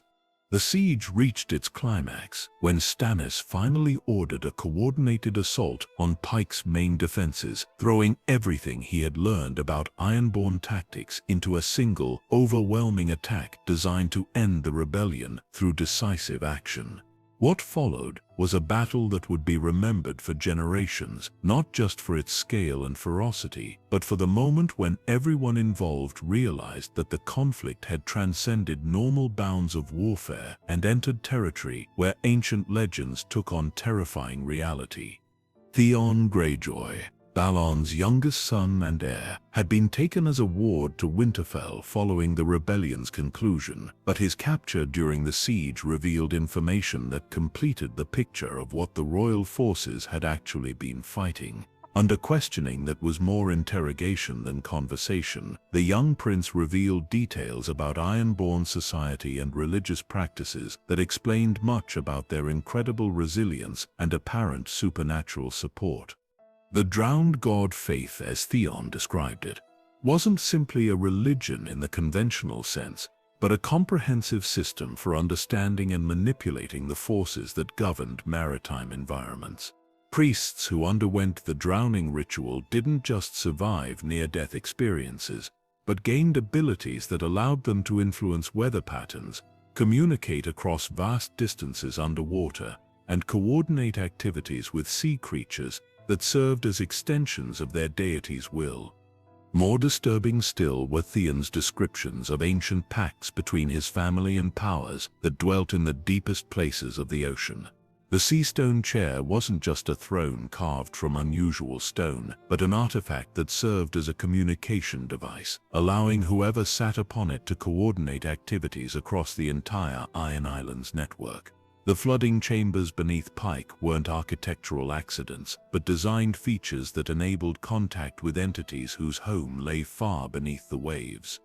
The revelation that ended the siege came when Stannis realized that military victory, however complete, could never truly defeat an enemy whose power derived from sources beyond the physical world. The Iron Islands could be occupied, their fleets destroyed, and their leaders captured or killed, but the underlying forces that drove their rebellion would remain intact, ready to emerge again whenever circumstances permitted.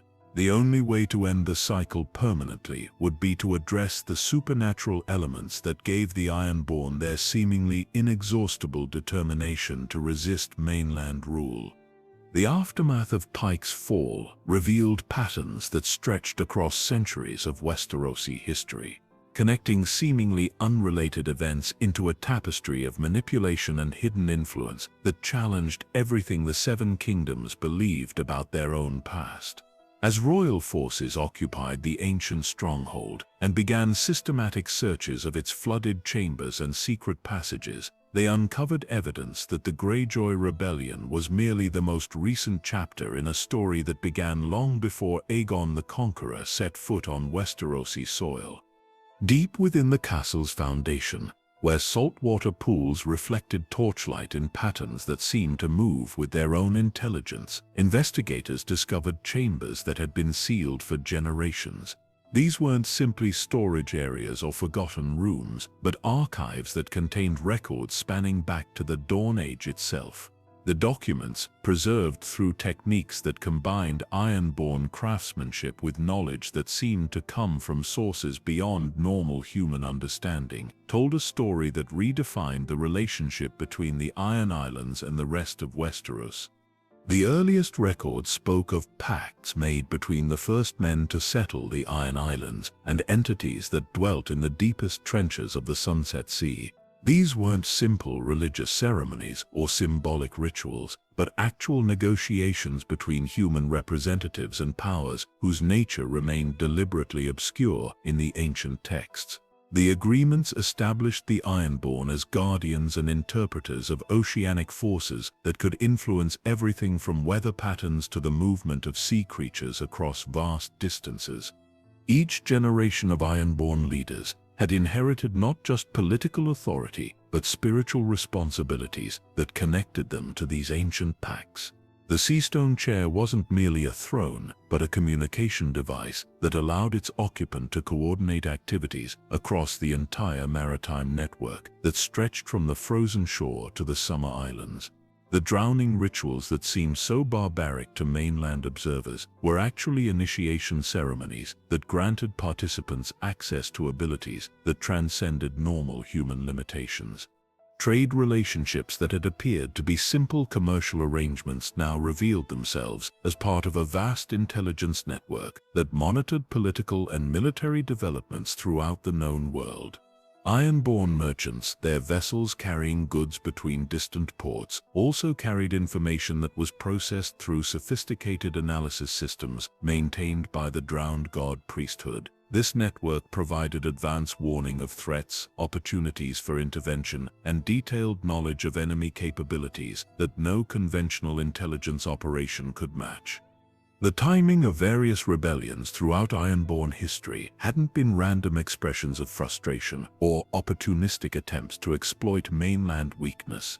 Each uprising had been carefully coordinated to coincide with cosmic events that enhanced the power available to those who served the oceanic entities. Lunar cycles, tidal patterns, and stellar alignments all played roles in determining when conditions would be most favorable for challenging land-based authority structures. More disturbing still were the connections between Ironborn activities and major disasters that had affected the Seven Kingdoms throughout recorded history. Storms that had destroyed royal fleets at crucial moments in various conflicts showed patterns that suggested supernatural influence rather than natural occurrence. Plagues that had weakened coastal populations before Ironborn raids arrived too frequently to be coincidental. Even the doom of Valyria, that cataclysmic event that had reshaped the political geography of the known world, showed connections to Ironborn religious ceremonies that had been conducted in the months leading up to the disaster. The revelation that transformed everyone's understanding of the current rebellion came through documents that detailed the true purpose behind Balon Greyjoy's apparently suicidal decision to challenge the unified might of the Seven Kingdoms. His war hadn't been intended to achieve political independence through military victory, but to fulfill ancient prophecies that required Ironborn blood to be spilled on a massive scale before the Oceanic powers could intervene directly in human affairs. Every battle, every defeat, every death had served a purpose that transcended normal military objectives. The Iron Fleet's destruction hadn't been a failure, but a sacrifice, their crews' offerings to entities that demanded proof of Ironborn dedication before providing the kind of support that could reshape the balance of power throughout the known world. The siege of Pyke itself had been designed to gather royal forces in a location where ancient rituals could be completed using the life force of both attackers and defenders. King Robert's victory, complete as it appeared on the surface, had actually accelerated processes that the Ironborn had been developing for centuries. The capture of Theon Greyjoy wasn't just a political arrangement to ensure future peace, but a strategic placement that would allow Ironborn influence to operate within the very heart of mainland power structures.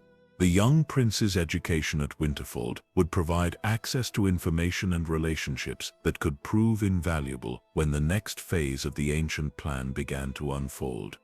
The hostage arrangement that seemed like such a reasonable solution to mainland observers was actually part of a pattern that stretched back through generations of Ironborn history. Members of the ruling family had been strategically placed in courts throughout the Seven Kingdoms, their apparent loyalty hiding connections to the Oceanic network that allowed coordination of activities across vast distances. Some of Westeros's most trusted advisors and respected nobles carried Ironborn blood and maintained secret allegiances that could be activated when circumstances required. Religious institutions throughout the kingdom showed signs of infiltration that went back centuries, with septries and mother houses containing individuals whose true loyalties lay with the drowned god rather than the faith of the Seven. These weren't recent converts or political opportunists, but members of bloodlines that had been serving dual masters for generations. Their positions allowed them to influence policy decisions, gather intelligence about royal intentions, and prepare for the time when open conflict would resume. The economic implications of these discoveries were staggering. Trade routes that formed the backbone of Westerosi prosperity had been subtly manipulated for generations to serve Ironborn interests. Merchant families whose wealth supported the kingdom's fiscal stability included members who reported to masters in the Iron Islands rather than the Iron Throne. Banking houses that provided credit for royal projects maintained secret accounts that funneled resources to support maritime operations that threatened the very system they appeared to be strengthening. Foreign connections proved even more extensive than initial investigations had suggested. The Free Cities weren't simply trading partners but active participants in networks that supported Ironborn objectives throughout the known world. Bravos, with its maritime focus and history of opposition to Valyrian expansion, had been coordinating activities with Iron Islands representatives for centuries. The Iron Bank itself, that institution whose loans supported kingdoms and toppled dynasties, maintained interests that aligned more closely with oceanic powers than with the land-based authorities who borrowed its gold. Pirates operating throughout the Narrow Sea and beyond weren't independent criminals pursuing personal profit, but organized elements of a maritime confederation that recognized Iron Islands' leadership while maintaining the pretense of random criminal activity. Their raids disrupted trade patterns in ways that benefited Ironborn interests while creating instability that weakened land-based governments throughout the region. Some of the most notorious pirate captains were actually members of minor Ironborn houses whose official exile from the islands provided cover for activities that would have constituted acts of war if conducted openly. The supernatural elements that had seemed so incredible during the siege began to make sense when viewed as part of this larger pattern. The oceanic entities that featured in Ironborn religious texts weren't mythical figures, but actual beings whose influence operated through natural forces that mainstream science didn't fully understand. Their ability to influence weather patterns, sea creature behavior, and even human psychology provided advantages that no conventional military force could match once the proper rituals had been completed and the necessary sacrifices made.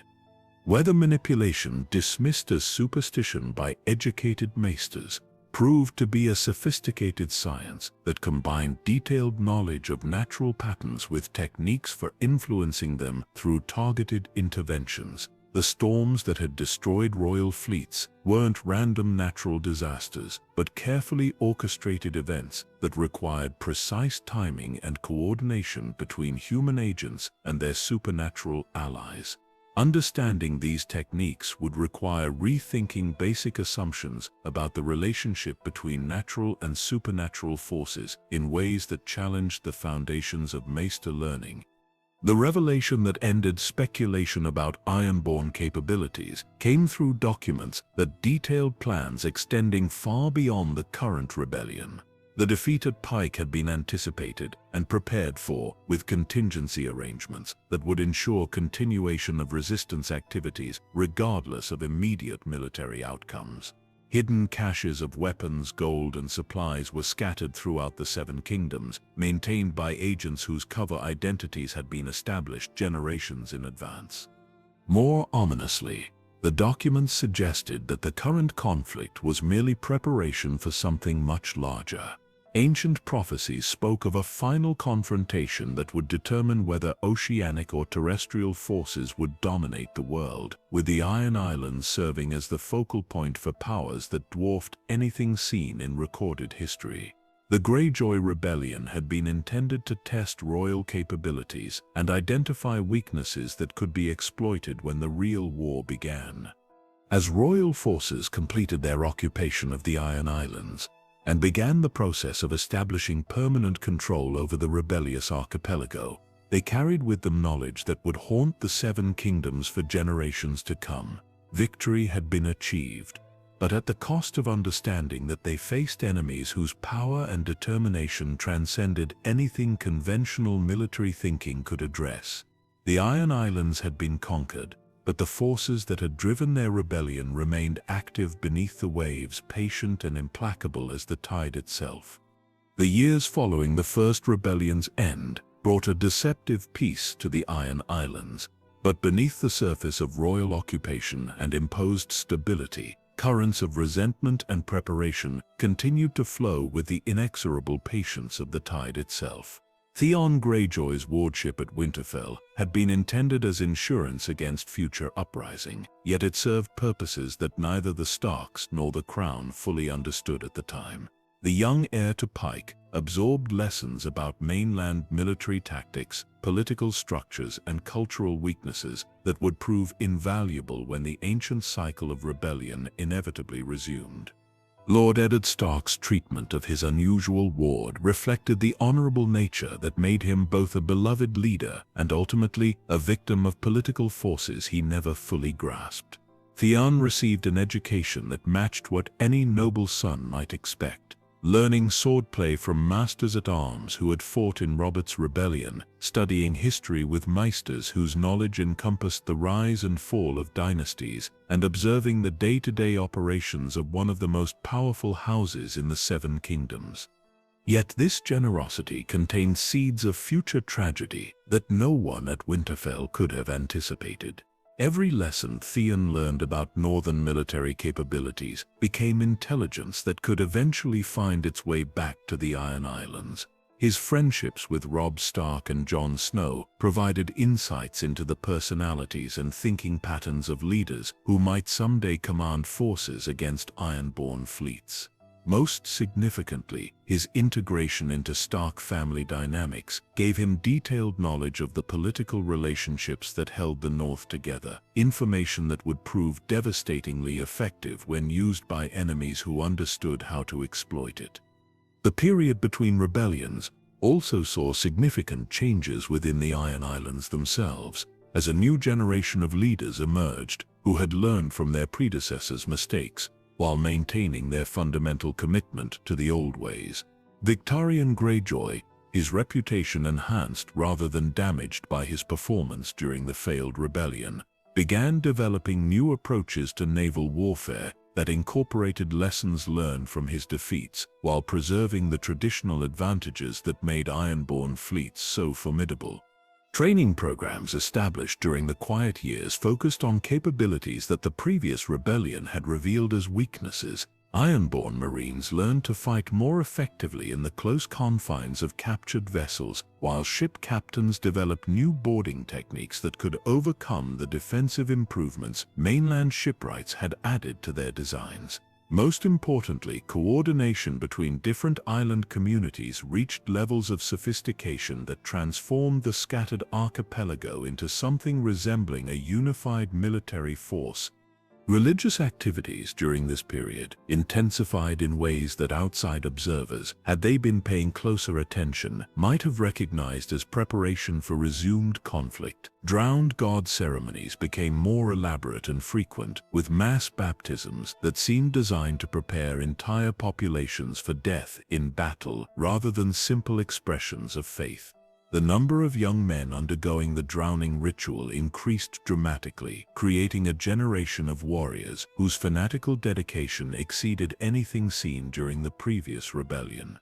Euron Greyjoy's mysterious activities during these years would later prove crucial to understanding how the Ironborn developed capabilities that shocked even their enemies. His voyages beyond the Narrow Sea weren't simply raids or trading expeditions, but systematic efforts to acquire knowledge and artifacts that could enhance traditional Ironborn strengths with innovations learned from other maritime cultures. The treasures he brought back from places like Asshai and Old Valyria weren't mere curiosities, but practical tools that would transform Iron Island's naval power when properly applied. The horn that Euron claimed could bind dragons to his will represented just one example of the supernatural artifacts he gathered during his travels. Ancient charts showed sea routes that bypassed traditional shipping lanes, allowing movement between distant ports without detection by conventional patrols. Weapons forged from materials that didn't exist in Westeros provided advantages in combat that no amount of traditional training could match. Most importantly, he brought back knowledge of techniques that enhanced the Ironborn ability to communicate with and control the oceanic forces that formed the foundation of their power. Economic preparation during the peaceful years proved as important as military innovation in setting the stage for future conflict. Ironborn merchants, operating under the cover of legitimate trade, established networks that extended throughout the Seven Kingdoms and beyond. These commercial relationships provided not just financial resources, but intelligence about mainland vulnerabilities and opportunities for sabotage when the time came to resume open hostilities. Hidden caches of weapons, supplies, and gold were established throughout the coastal regions of Westeros, maintained by agents whose cover identities had been carefully constructed over years of patient preparation. Fishing villages with significant Ironborn populations became staging areas for operations that could be activated at short notice. Even inland communities with access to navigable rivers contained resources that could support maritime operations when traditional supply lines became unavailable.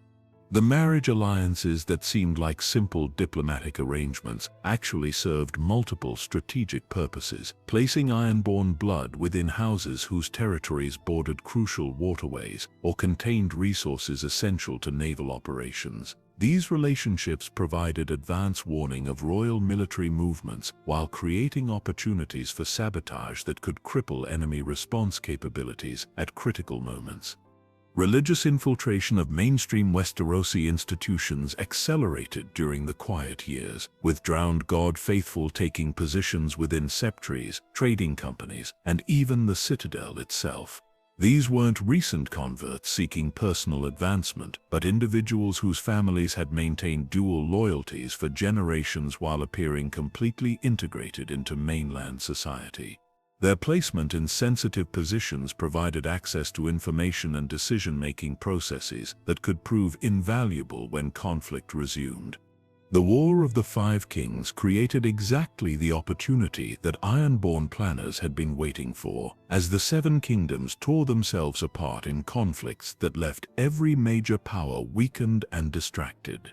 Balon Greyjoy, now seasoned by years of preparation and bitter experience from his first failed rebellion, recognized that this chaos represented the best chance in centuries to achieve genuine independence rather than temporary success followed by inevitable crushing defeat. Yet his decision to enter the war reflected sophisticated strategic thinking that went far beyond simple opportunism. Rather than allying with any of the competing claimants to the Iron Throne, Balon chose to pursue objectives that served Ironborn interests, regardless of which mainland faction ultimately emerged victorious. His target wasn't King's Landing or any other symbolic prize, but the North itself, that vast territory whose conquest would provide the Iron Islands with the resources and strategic depth needed to sustain long-term independence. The choice of the North as a primary objective demonstrated how thoroughly Balon had learned from his previous failures. Rather than challenging royal naval power directly, as he had done during his first rebellion, he chose to exploit weaknesses created by Robb Stark's decision to march south with the bulk of northern forces. The territories left behind were defended primarily by green boys and old men, populations that could offer little effective resistance to experienced Ironborn raiders, backed by sophisticated naval support.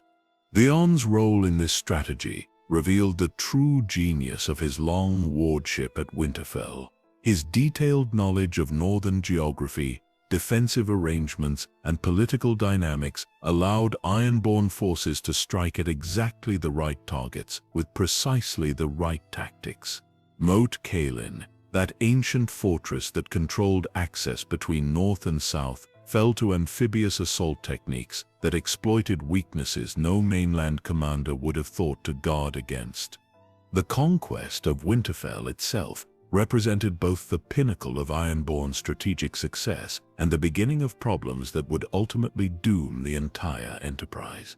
Theon's capture of his former home demonstrated that careful planning and inside knowledge could overcome seemingly impossible odds, but his treatment of the Stark children revealed character flaws that transformed a brilliant military achievement into a moral disaster that alienated potential allies and ensured implacable enemy resistance. As Ironborn forces consolidated their control over much of the North, their success attracted attention from other powers who saw opportunity in Westeros' continuing chaos. The arrival of Stannis Baratheon's forces at the Wall created new complications, while developments in King's Landing suggested that the war's outcome remained far from certain. The Iron Islands had achieved more in months than they had managed in years during the previous rebellion, but their success had also created new vulnerabilities and attracted enemies whose capabilities they had not fully anticipated. The stage was set for confrontations that would determine not just the fate of the current rebellion, but the future of Ironborn culture itself. Ancient patterns were being broken and reformed in ways that no prophecy had anticipated, and the consequences would reshape the political geography of Westeros in ways that none of the participants could fully predict. The death of Balon Greyjoy changed everything, though the full implications of that stormy night at Pyke wouldn't become clear until much later.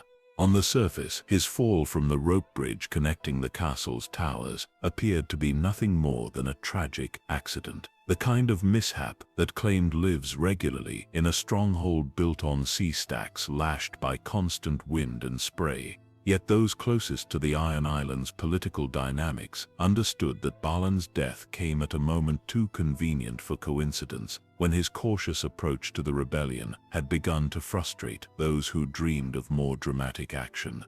The official investigation conducted by maesters whose loyalty to the crown made them suspect in Ironborn eyes concluded that harsh weather and structural fatigue had combined to create conditions that made the bridge crossing fatal.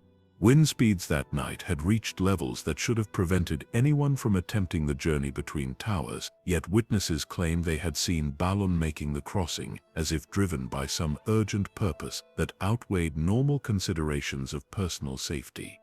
More disturbing were reports from castle servants who spoke of strange sounds preceding the accident, descriptions of voices calling from empty air and music that seemed to come from beneath the waves rather than any human source. These accounts, dismissed by rational investigators as products of superstition and grief, took on different significance when viewed through the lens of Ironborn religious beliefs and the supernatural forces that had become increasingly active as the rebellion progressed. Euron Greyjoy's return to the Iron Islands, appearing as if summoned by news of his brother's death, brought with it an air of inevitability that suggested forces beyond simple family loyalty were at work. His ship, the Silence, arrived at Pyke's harbor just days after Balon's funeral, its black sails and red hull somehow managing to navigate approaches that should have been impossible in the storm conditions that persisted following the king's death. The crew of the Silence represented everything that made Euron both fascinating and terrifying to those who encountered him. These weren't typical Ironborn sailors, drawn from fishing families and shaped by traditional maritime culture, but a collection of mutes, cutthroats, and practitioners of dark arts gathered from ports throughout the known world. Their tongues had been cut out to ensure their silence, but their eyes held knowledge of things that most people preferred to believe were mere legends. Euron himself had been transformed by his years of exile in ways that went beyond the physical changes that marked his face and bearing. The eye patch that covered his left socket concealed more than simple injury, while the blood-red eye that remained seemed to see things invisible to normal vision. His knowledge of languages, customs, and secrets from across the narrow sea suggested experiences that exceeded anything achievable through conventional travel and trade. The treasures he displayed upon his return weren't simply valuable objects collected during profitable voyages, but artifacts whose very existence challenged assumptions about what was possible in the natural world. The dragon horn, carved from materials that seemed to absorb light rather than reflect it, bore inscriptions in scripts that predated any known writing system. When sounded, it produced tones that seemed to resonate not just through air but through the very stones of Pyke itself, creating harmonics that made listeners feel as though reality was shifting around them.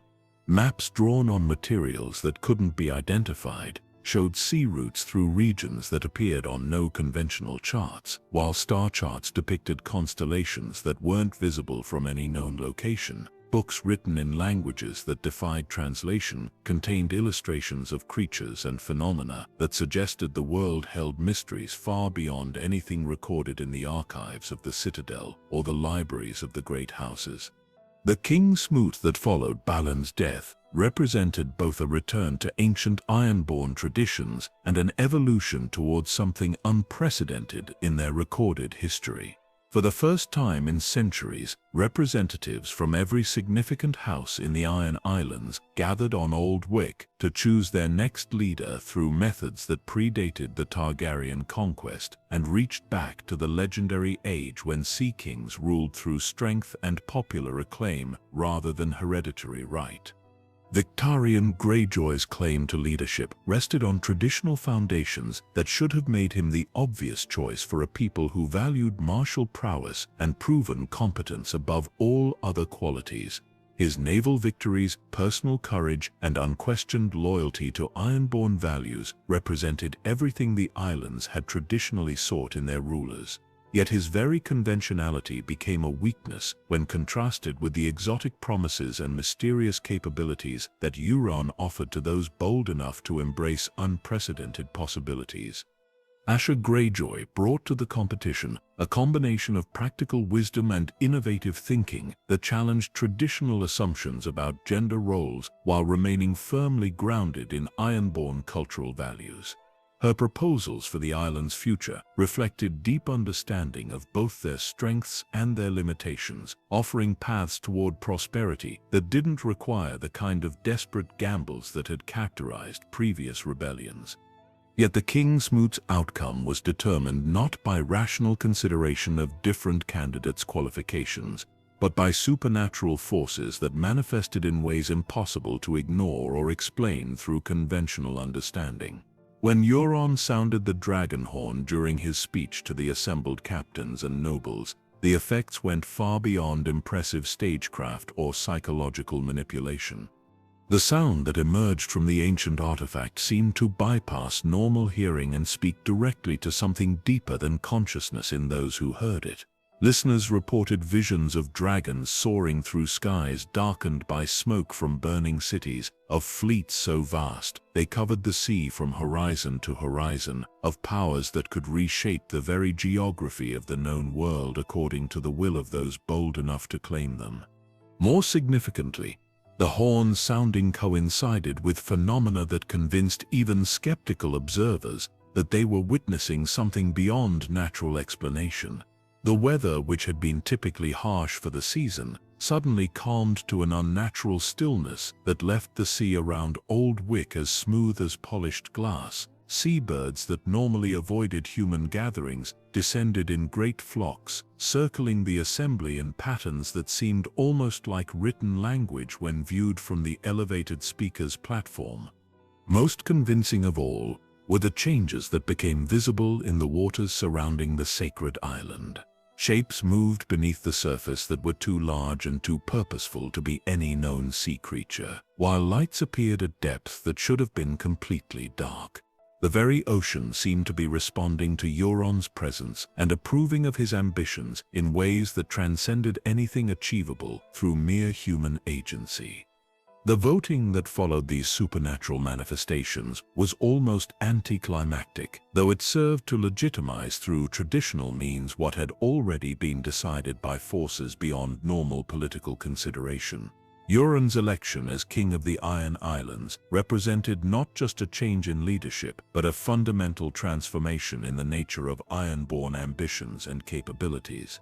His first proclamations as king revealed the scope of what he intended to achieve, promises that would have seemed like the ravings of a madman if they hadn't been accompanied by evidence that he possessed the means to fulfill them. The conquest of Westeros itself was merely the first step in plans that extended across the narrow sea to the ancient cities of Essos and beyond, to regions that existed primarily in legend and sailors' tales. The assembly of a new Iron Fleet began immediately. But this wasn't simply a matter of building more ships or recruiting additional crews. Euron's vessels incorporated innovations that combined traditional Ironborn shipbuilding techniques with knowledge acquired during his voyages to places where different physical laws seemed to apply. The ships themselves appeared conventional enough to casual observation, yet they possessed capabilities that defied explanation through normal understanding of maritime engineering. navigation equipment that could function regardless of weather conditions or celestial visibility, allowed operations in circumstances that would strand conventional fleets. Hull designs that incorporated materials unknown in Westeros provided protection against both natural hazards and enemy weapons, while maintaining the speed and maneuverability that made Ironborn vessels so effective in combat. Most mysteriously, the ships seemed to respond to their captain's intentions in ways that suggested some form of supernatural enhancement rather than purely mechanical operation. The recruitment of crews for this enhanced fleet drew upon resources that extended far beyond the Iron Islands' traditional population base. Sailors arrived from ports throughout the known world, many of them bearing marks and speaking languages that suggested origins in places that didn't appear on conventional maps. Their skills complemented traditional Ironborn seamanship with techniques that seemed to blend natural ability with supernatural enhancement in ways that created capabilities exceeding anything achieved through normal training. As preparations for the new phase of rebellion reached completion, those who understood the true nature of what was beginning realized that the Iron Islands stood poised to either achieve unprecedented triumph or suffer destruction so complete that it would erase their culture from history entirely. The forces that Euron was preparing to unleash represented power on a scale that could reshape the political geography of the known world, but they also carried risks that could consume their wielders as easily as their intended targets. The truth that would forever change how the world understood the Iron Islands emerged not from battles or political machinations, but from ancient texts discovered in the deepest vaults beneath the High Tower of Old Town, where the most dangerous knowledge had been locked away for centuries by maesters who feared what might happen if such secrets ever saw daylight again. The scrolls, written in High Valyrian mixed with scripts that predated any known civilization, told a story that connected every Greyjoy rebellion to forces that had been shaping the course of human history since the dawn of time itself. The document spoke of the drowned god, not as a deity in the conventional sense, but as the collective consciousness of an ancient race that had ruled the oceans long before the first men set foot on Westeros or the children of the forest sang their songs in the deep woods.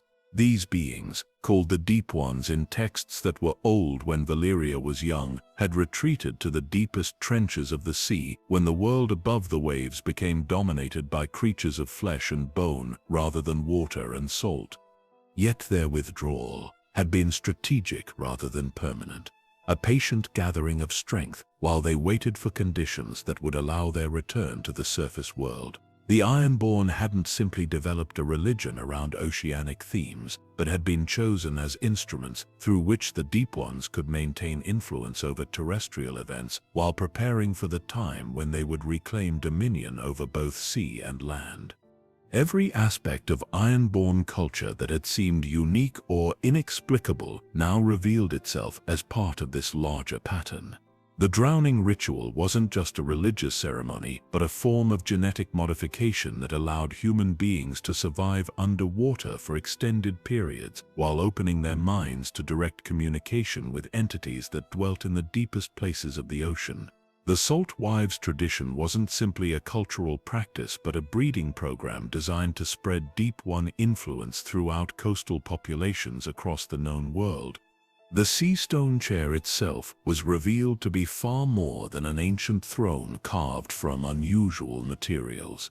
The oily black stone that composed it was actually a fragment of technology left behind when the Deep Ones first retreated from the surface, a communication device that allowed whoever sat upon it to coordinate activities across vast networks of agents and allies scattered throughout the maritime world.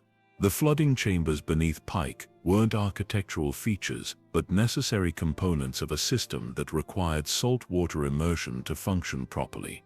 Most shocking of all was the revelation that the Targaryen conquest of Westeros hadn't been the triumph of superior military technology over primitive local resistance, but the first phase of a conflict between competing supernatural forces that had been building for millennia. The dragons that Aegon brought from Valyria were themselves products of magical manipulation, creatures bred and trained by sorcerers who served entities that dwelt in volcanic depths rather than oceanic trenches. The war between fire and water, dragon flame and salt spray, had been fought through human agents who understood only fragments of the larger forces they served. The apparent submission of the Iron Islands to Targaryen rule had been a tactical withdrawal, allowing the Deep Ones to study their enemies' capabilities while preparing countermeasures that would prove effective when the time came for open confrontation. Every rebellion throughout Ironborn history had served dual purposes, testing the strength of dragon-descended authority, while providing the sacrificial blood and psychic energy that the Deep Ones required to maintain their influence over surface events. The defeats that had seemed so devastating to human observers had actually been victories from the perspective of entities that measured success in centuries rather than seasons, and who valued strategic information more highly than immediate territorial gains. Balon Greyjoy's first rebellion had been intended primarily as reconnaissance, a probing attack designed to assess how effectively the new Baratheon dynasty could defend against supernatural maritime assault. His apparent failures had actually provided crucial intelligence about royal capabilities while establishing the networks and relationships that would prove essential when more ambitious operations began. The hostage arrangement that placed Theon at Winterfell had been part of this larger strategy, positioning a trained agent within the heart of northern power structures. The timing of the Second Rebellion, coinciding with the War of the Five Kings, reflected sophisticated understanding of how supernatural forces could exploit moments when terrestrial authority structures were weakened by internal conflict. The Deep Ones had been observing human political patterns for millennia, learning to recognize the signs that indicated when large-scale intervention would face minimal organized resistance. Euron Greyjoy's role in these cosmic machinations proved far more significant than even his most devoted followers had realized. His voyages beyond the narrow sea hadn't been random adventures in search of treasure and knowledge, but carefully planned expeditions to locations where the boundaries between different planes of existence were thin enough to permit contact with entities that existed primarily in dimensions parallel to normal reality. The artifacts he brought back from places like Asai and the ruins of Old Valyria weren't simply magical objects, but technological devices created by civilizations that had mastered the art of blending supernatural forces with physical materials to produce tools capable of reshaping reality according to their users' will. The dragon horn that could supposedly bind dragons to his command was actually a focus device that amplified the wielder's psychic connection to the Deep Ones, allowing coordination of activities across multiple planes of existence simultaneously. His crew of mutes weren't simply sailors whose tongues had been cut out to ensure secrecy, but individuals who had undergone surgical modifications that allowed them to serve as living communication links between Euron and entities that existed primarily as collective consciousness rather than individual beings. The removal of their tongues had been necessary to prevent interference from human language centers that could disrupt the telepathic connections that made them valuable as intermediaries. The supernatural weather control that had characterized Ironborn operations throughout their history was revealed to be the result of careful coordination between human agents and atmospheric entities that existed in the boundary layers between air and water. These beings could influence pressure systems, wind patterns, and precipitation levels over vast areas, but they required specific ritual activities and sacrificial offerings to maintain their cooperation with surface-dwelling allies. The sea creatures that had consistently aided Ironborn fleets weren't simply animals that had been trained to respond to human commands, but the physical manifestations of Deep One consciousness projected into forms that could operate effectively in the interface between oceanic and terrestrial environments. Their intelligence and coordination capabilities exceeded anything achievable through conventional animal training because they were essentially extensions of a collective mind that possessed knowledge accumulated over geological time periods. The economic networks that supported Ironborn activities throughout the known world were revealed to be components of a trading system that had been operating since before recorded history began, connecting maritime communities across vast distances through relationships that transcended normal considerations of profit and loss. The gold and goods that flowed through these networks served purposes that were as much ritual as commercial, maintaining spiritual connections between widely separated populations while providing the material resources necessary for large-scale military operations. Religious institutions throughout Westeros that had seemed completely devoted to mainstream faiths actually contained hidden elements that maintained dual loyalties, serving both their official duties and secret obligations to oceanic powers that had been working to undermine terrestrial authority structures for centuries. Some of the most respected septons and scepters carried bloodlines that connected them to the Deep Ones, while maintaining cover identities that allowed them to influence policy decisions and gather intelligence about potential threats to their true master's interests. The revelation that transformed everyone's understanding of current events came through documents that detailed the ultimate purpose behind generations of apparently futile rebellion and resistance. The Deep Ones weren't simply trying to restore their ancient dominion over the surface world through military conquest, but were preparing to fundamentally alter the physical laws that governed reality itself, creating conditions that would make the current distinction between oceanic and terrestrial environments meaningless. The storms, floods, and other natural disasters that had been increasing in frequency and severity throughout the known world weren't random climate variations, but the early stages of a transformation that would eventually reshape the geography of entire continents. The ice beyond the wall was melting not due to normal seasonal changes, but because forces that existed primarily in frozen dimensions were being systematically weakened by activities that operated according to principles that transcended conventional understanding of cause and effect. Most terrifying of all was the realization that these changes had already progressed beyond the point where they could be reversed through normal human action. The rituals that had been conducted during centuries of Ironborn rebellion had accumulated psychic energy and sacrificial power that was now approaching the critical mass necessary to trigger transformations that would affect the fundamental structure of reality itself. The dragons that Daenerys Targaryen was raising in Essos represented the last hope for forces that opposed this oceanic transformation, but their power was limited by the fact that they were essentially artificial constructs created through magical manipulation rather than natural evolution. The Deep Ones had been studying dragon weaknesses for centuries, developing countermeasures that would prove effective once direct confrontation became inevitable. The stage was set for conflicts that would determine not just the political future of Westeros, but the physical nature of the world itself. Battles between supernatural forces whose victory or defeat would reshape reality according to principles that no human mind could fully comprehend. The Iron Islands had become the focal point for powers that dwarfed anything seen since the creation of the world, and the outcome of their struggle would echo through dimensions that existed beyond the normal boundaries of space and time.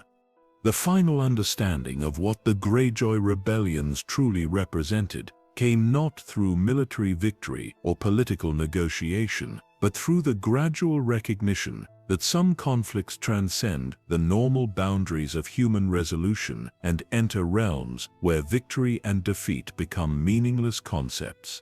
As the various threads of supernatural influence, ancient prophecy, and cosmic manipulation were finally untangled, observers throughout the Seven Kingdoms began to grasp that they had been witnessing not rebellions in any conventional sense, but the opening phases of a transformation that would reshape the fundamental nature of reality itself. The Iron Islands, viewed for centuries as a peripheral concern that could be managed through sufficient application of force and political pressure, revealed themselves to be the critical junction point where competing cosmic forces had chosen to conduct their final confrontation. Every aspect of Ironborn culture, from their religious practices to their maritime expertise, had been shaped by influences that operated according to timescales and objectives that dwarfed human political considerations. Understanding this larger context transformed how observers interpreted events that had previously seemed like simple military failures or political miscalculations. Balon Greyjoy's first rebellion hadn't failed because of inadequate preparation or strategic mistakes, but because its true purpose had never been conventional military victory. The defeat at Pyke had provided exactly the information and psychic energy that the Deep Ones required to advance their long-term objectives, while establishing the networks and relationships that would prove essential during later phases of their plan. The hostage arrangements that had seemed like reasonable solutions to the problem of preventing future rebellions were revealed to have been part of the supernatural strategy from the beginning. Theon Greyjoy's education at Winterfell hadn't simply given him knowledge of northern military capabilities and political structures, but had positioned him to serve as a conduit through which oceanic influences could penetrate the heart of terrestrial power structures when the time came for more direct intervention. His eventual betrayal of the Stark family, which had appeared to be a personal moral failure driven by conflicted loyalties and psychological weakness, was actually the inevitable result of conditioning that had been subtly applied throughout his years of apparent integration into mainland society. The Deep Ones had been influencing his development through methods that operated below the threshold of conscious awareness, preparing him to serve their purposes while maintaining the illusion of free will and personal choice. The conquest of the North during the War of the Five Kings represented a crucial phase in the larger transformation, not because of its immediate military significance, but because it established oceanic control over territories that contained sacred sites and energy convergence points that had been identified through centuries of careful observation and analysis. The ancient weirwood groves that dotted the northern landscape weren't simply religious monuments, but components of a mystical infrastructure that could be used to channel and focus supernatural forces across vast distances. Euron Greyjoy's rise to power following his brother's mysterious death marked the beginning of the final phase, when subtle influence and indirect manipulation gave way to direct intervention by forces that no longer felt constrained by the need to work entirely through human agents. His transformation from exiled younger brother to supernatural monarch reflected changes that went far beyond normal political succession, involving modifications to his fundamental nature that allowed him to serve as an avatar for entities whose existence transcended normal physical limitations. The artifacts he brought back from his voyages weren't simply powerful magical items, but components of a technological system that had been scattered across the known world to prevent any single individual or organization from assembling the complete apparatus. The dragon horn, the ancient maps, the books written in unknown languages, and the various other treasures all served as pieces of a puzzle that, when properly assembled, would provide the means to trigger the final transformation that the Deep Ones had been working toward for millennia. The supernatural weather patterns that had become increasingly evident throughout Westeros weren't random climate variations, but the early stages of atmospheric manipulation designed to create conditions favorable to oceanic life forms while making terrestrial environments increasingly hostile to conventional human habitation.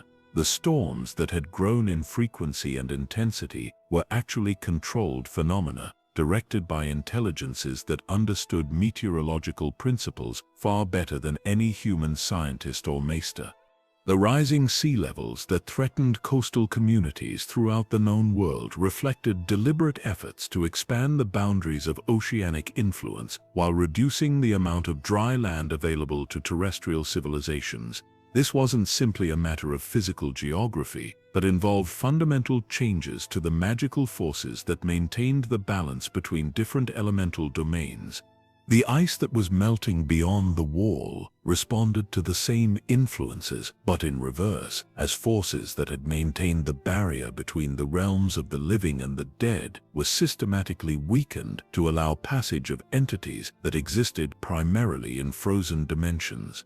The Deep Ones required allies from these parallel realms to achieve their ultimate objectives, and the gradual dissolution of the wall represented a crucial step in assembling the supernatural coalition that would make their final victory possible.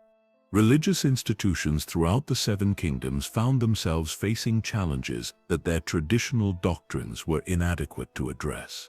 The faith of the Seven, built around concepts of terrestrial authority and human moral agency, had no framework for understanding or countering influences that operated according to cosmic rather than ethical principles. Even the old gods, whose power had once been sufficient to maintain the balance between natural and supernatural forces, proved inadequate when faced with entities whose origins predated the establishment of the current world order. The dragons that represented the last hope for terrestrial resistance faced limitations that became more apparent as the true scope of their opponents' capabilities was revealed.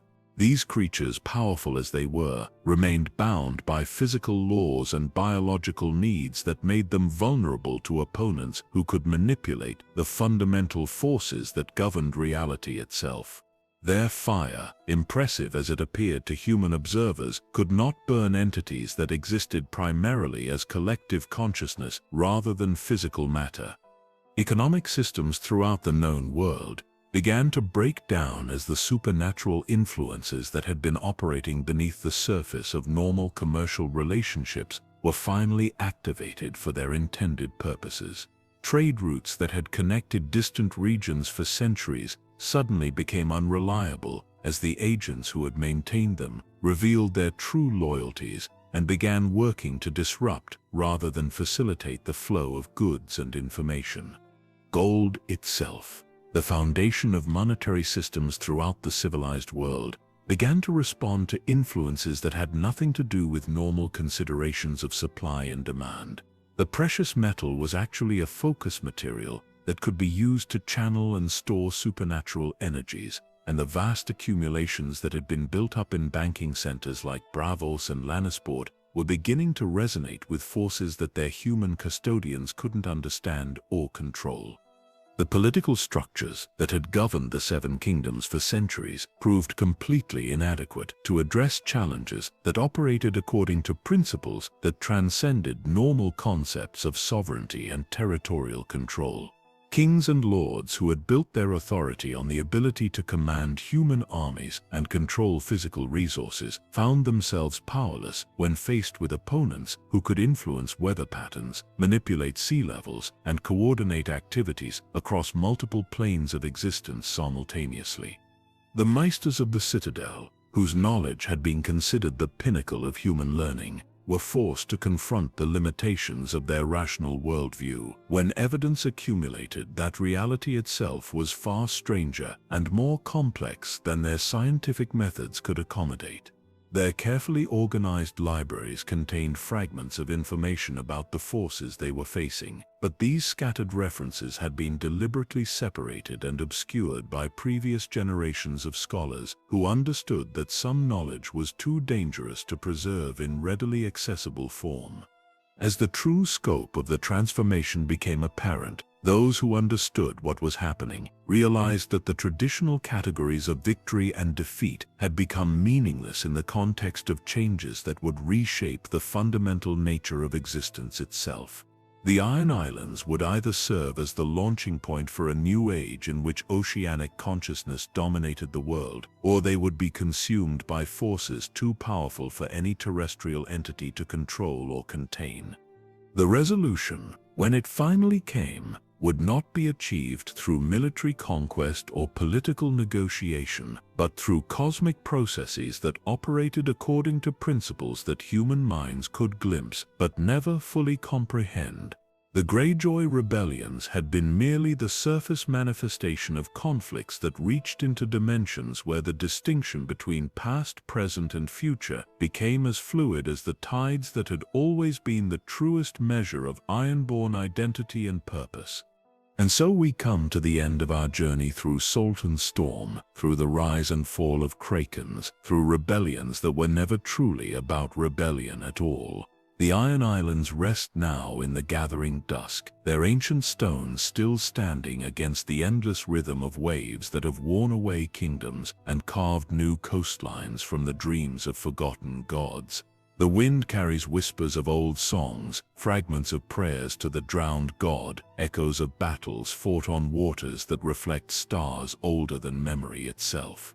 Tonight, as we close this tale of maritime defiance and cosmic transformation, the sea around Pyke lies calm under a canopy of stars that wheel overhead in patterns the ancient navigators once used to find their way home from impossible voyages. The rope bridges that connect the castle's towers sway gently in breezes that carry the salt scent of deep waters, the same winds that once filled black sails as they carried longships toward horizons where the mundane world gave way to something far more mysterious and profound. In the flooded chambers beneath the seastone chair, where tides still rise and fall with the patient persistence of cosmic forces, the ancient stones keep their secrets while reflecting moonlight in ways that suggest depth beyond physical measurement. The throne itself waits in darkness, that carved seat of oily black stone that has witnessed the coronation of sea kings and the dissolution of empires, ready for whoever might next dare to sit upon its treacherous surface and commune with powers that dwell in the deepest places of the world. The people of the Iron Islands sleep peacefully in their beds tonight, fishermen and shipwrights, salt wives and iron-born children, who carry in their blood the legacy of ancient choices made in drowned halls, where human ambition touched something far greater and more terrible than political authority. Their dreams are filled with the sound of distant waves, the cry of seabirds wheeling overhead, the creak of rigging as phantom ships sail through starlit waters toward destinations that exist only in the space between waking and sleep. Across the narrow straits that separate the islands from the mainland, the Seven Kingdoms settle into their own rest, their coastal communities secure in harbors protected by stone breakwaters and royal fleets. Yet even here, in the safest ports and most heavily defended anchorages, sailors pause sometimes to listen to sounds that seem to come from beneath the waves, music that speaks of depths where different laws apply, and where the boundary between dream and reality becomes as fluid as the tide itself. The great houses of Westeros maintain their vigils in castles built on foundations that reach back through centuries of human ambition and achievement. Storm's End stands defiant against southeastern gales, its massive walls proof against any earthly force. Casterly Rock rises from its golden mountain, testament to the wealth that flows from deep mines and profitable trade. Winterfell spreads across its hilltop like a stone forest, its towers reaching toward northern skies where aurora dance in patterns that mirror the movement of deep ocean currents. Yet all these strongholds, mighty as they are, remain connected by waterways that flow ultimately to the sea, and the sea remembers everything that has ever touched its shores. Rivers carry messages between distant regions, streams whisper secrets to the wind, and tides pulse like the heartbeat of some vast organism whose consciousness encompasses every drop of water in the known world. The maesters in their towers continue their patient work of recording and preserving human knowledge, their chains growing heavier with each link that represents another field of study mastered. Their libraries hold chronicles of every rebellion, every war, every political transformation that has shaped the history of Westeros. Yet some of the most important truths remain unwritten, existing only in the spaces between words, in the silence that follows the ending of every story, in the pause before the next wave breaks against shores that have welcomed and resisted countless generations of dreamers and conquerors. Children throughout the Seven Kingdoms fall asleep to lullabies that speak of brave knights and beautiful princesses, of dragons soaring through cloudless skies and heroes who triumph through courage and determination. But sometimes, on nights when the moon rides high and the wind carries voices from very far away, they dream instead of deeper waters and older songs, of kingdoms beneath the waves, where coral thrones support rulers whose authority comes not from birth or conquest, but from understanding the secret names of tides and storms. The faith of the Seven offers comfort to those who seek certainty in an uncertain world, teaching that divine justice will eventually balance every injustice and that virtue will be rewarded while wickedness faces punishment. Yet even the most devout sometimes wonder what prayers might be whispered in the depths where sunlight never penetrates, where different forms of consciousness contemplate mysteries that transcend the simple dichotomy of good and evil. In Old Town, where the high tower beacon guides ships safely to harbor, scholars continue their eternal quest to understand the true nature of the world around them. Their investigations reveal new wonders with each passing season, from the flight of dragons to the growth of seasons, from the movement of stars to the behavior of tides. Yet the most profound discoveries often come not through careful study, but through dreams that visit those who spend their lives contemplating questions too large for any single mind to encompass completely. The Iron Islands themselves rest peacefully under starlight that has traveled impossible distances to reach these scattered rocks, where human ambition once touched something far older and more mysterious than political power. The waves continue their eternal dance against ancient shores, each surge and retreat part of rhythms that connect these windswept stones to forces that operate on scales beyond human comprehension. Tomorrow will bring new tides, new winds, new possibilities for those bold enough to venture beyond the safety of familiar harbors into waters where the boundary between the known and unknown becomes as thin as sea foam. Ships will sail from ports throughout the Seven Kingdoms, carrying traders and travelers, soldiers and scholars, dreamers and pragmatists who seek fortune or knowledge, or simply the freedom that comes from feeling deck planks roll beneath their feet as they chase horizons that retreat endlessly before them. But tonight, in this moment, suspended between the telling and the understanding, between the question and the answer, between the rise and fall of tides that have marked time since the world was young, we can rest in the knowledge that some mysteries are meant to be contemplated rather than solved. The sea keeps its own counsel, vast and patient and eternal, holding secrets that connect every drop of rain to every grain of sand, every whispered prayer to every dream of distant shores. Let the gentle rhythm of waves against stone carry you toward sleep, toward dreams, where the boundaries between possible and impossible dissolve like salt in water. Let the sound of wind through rigging guide you to harbors of peace, where the most profound truths need no words, and the deepest understanding comes through simply listening to the eternal conversation between sea and sky, between tide and shore, between the world that is and the world that might yet come to be. The kraken sleeps beneath the waves, ancient and patient, dreaming dreams that span centuries and touch the shores of worlds beyond imagining.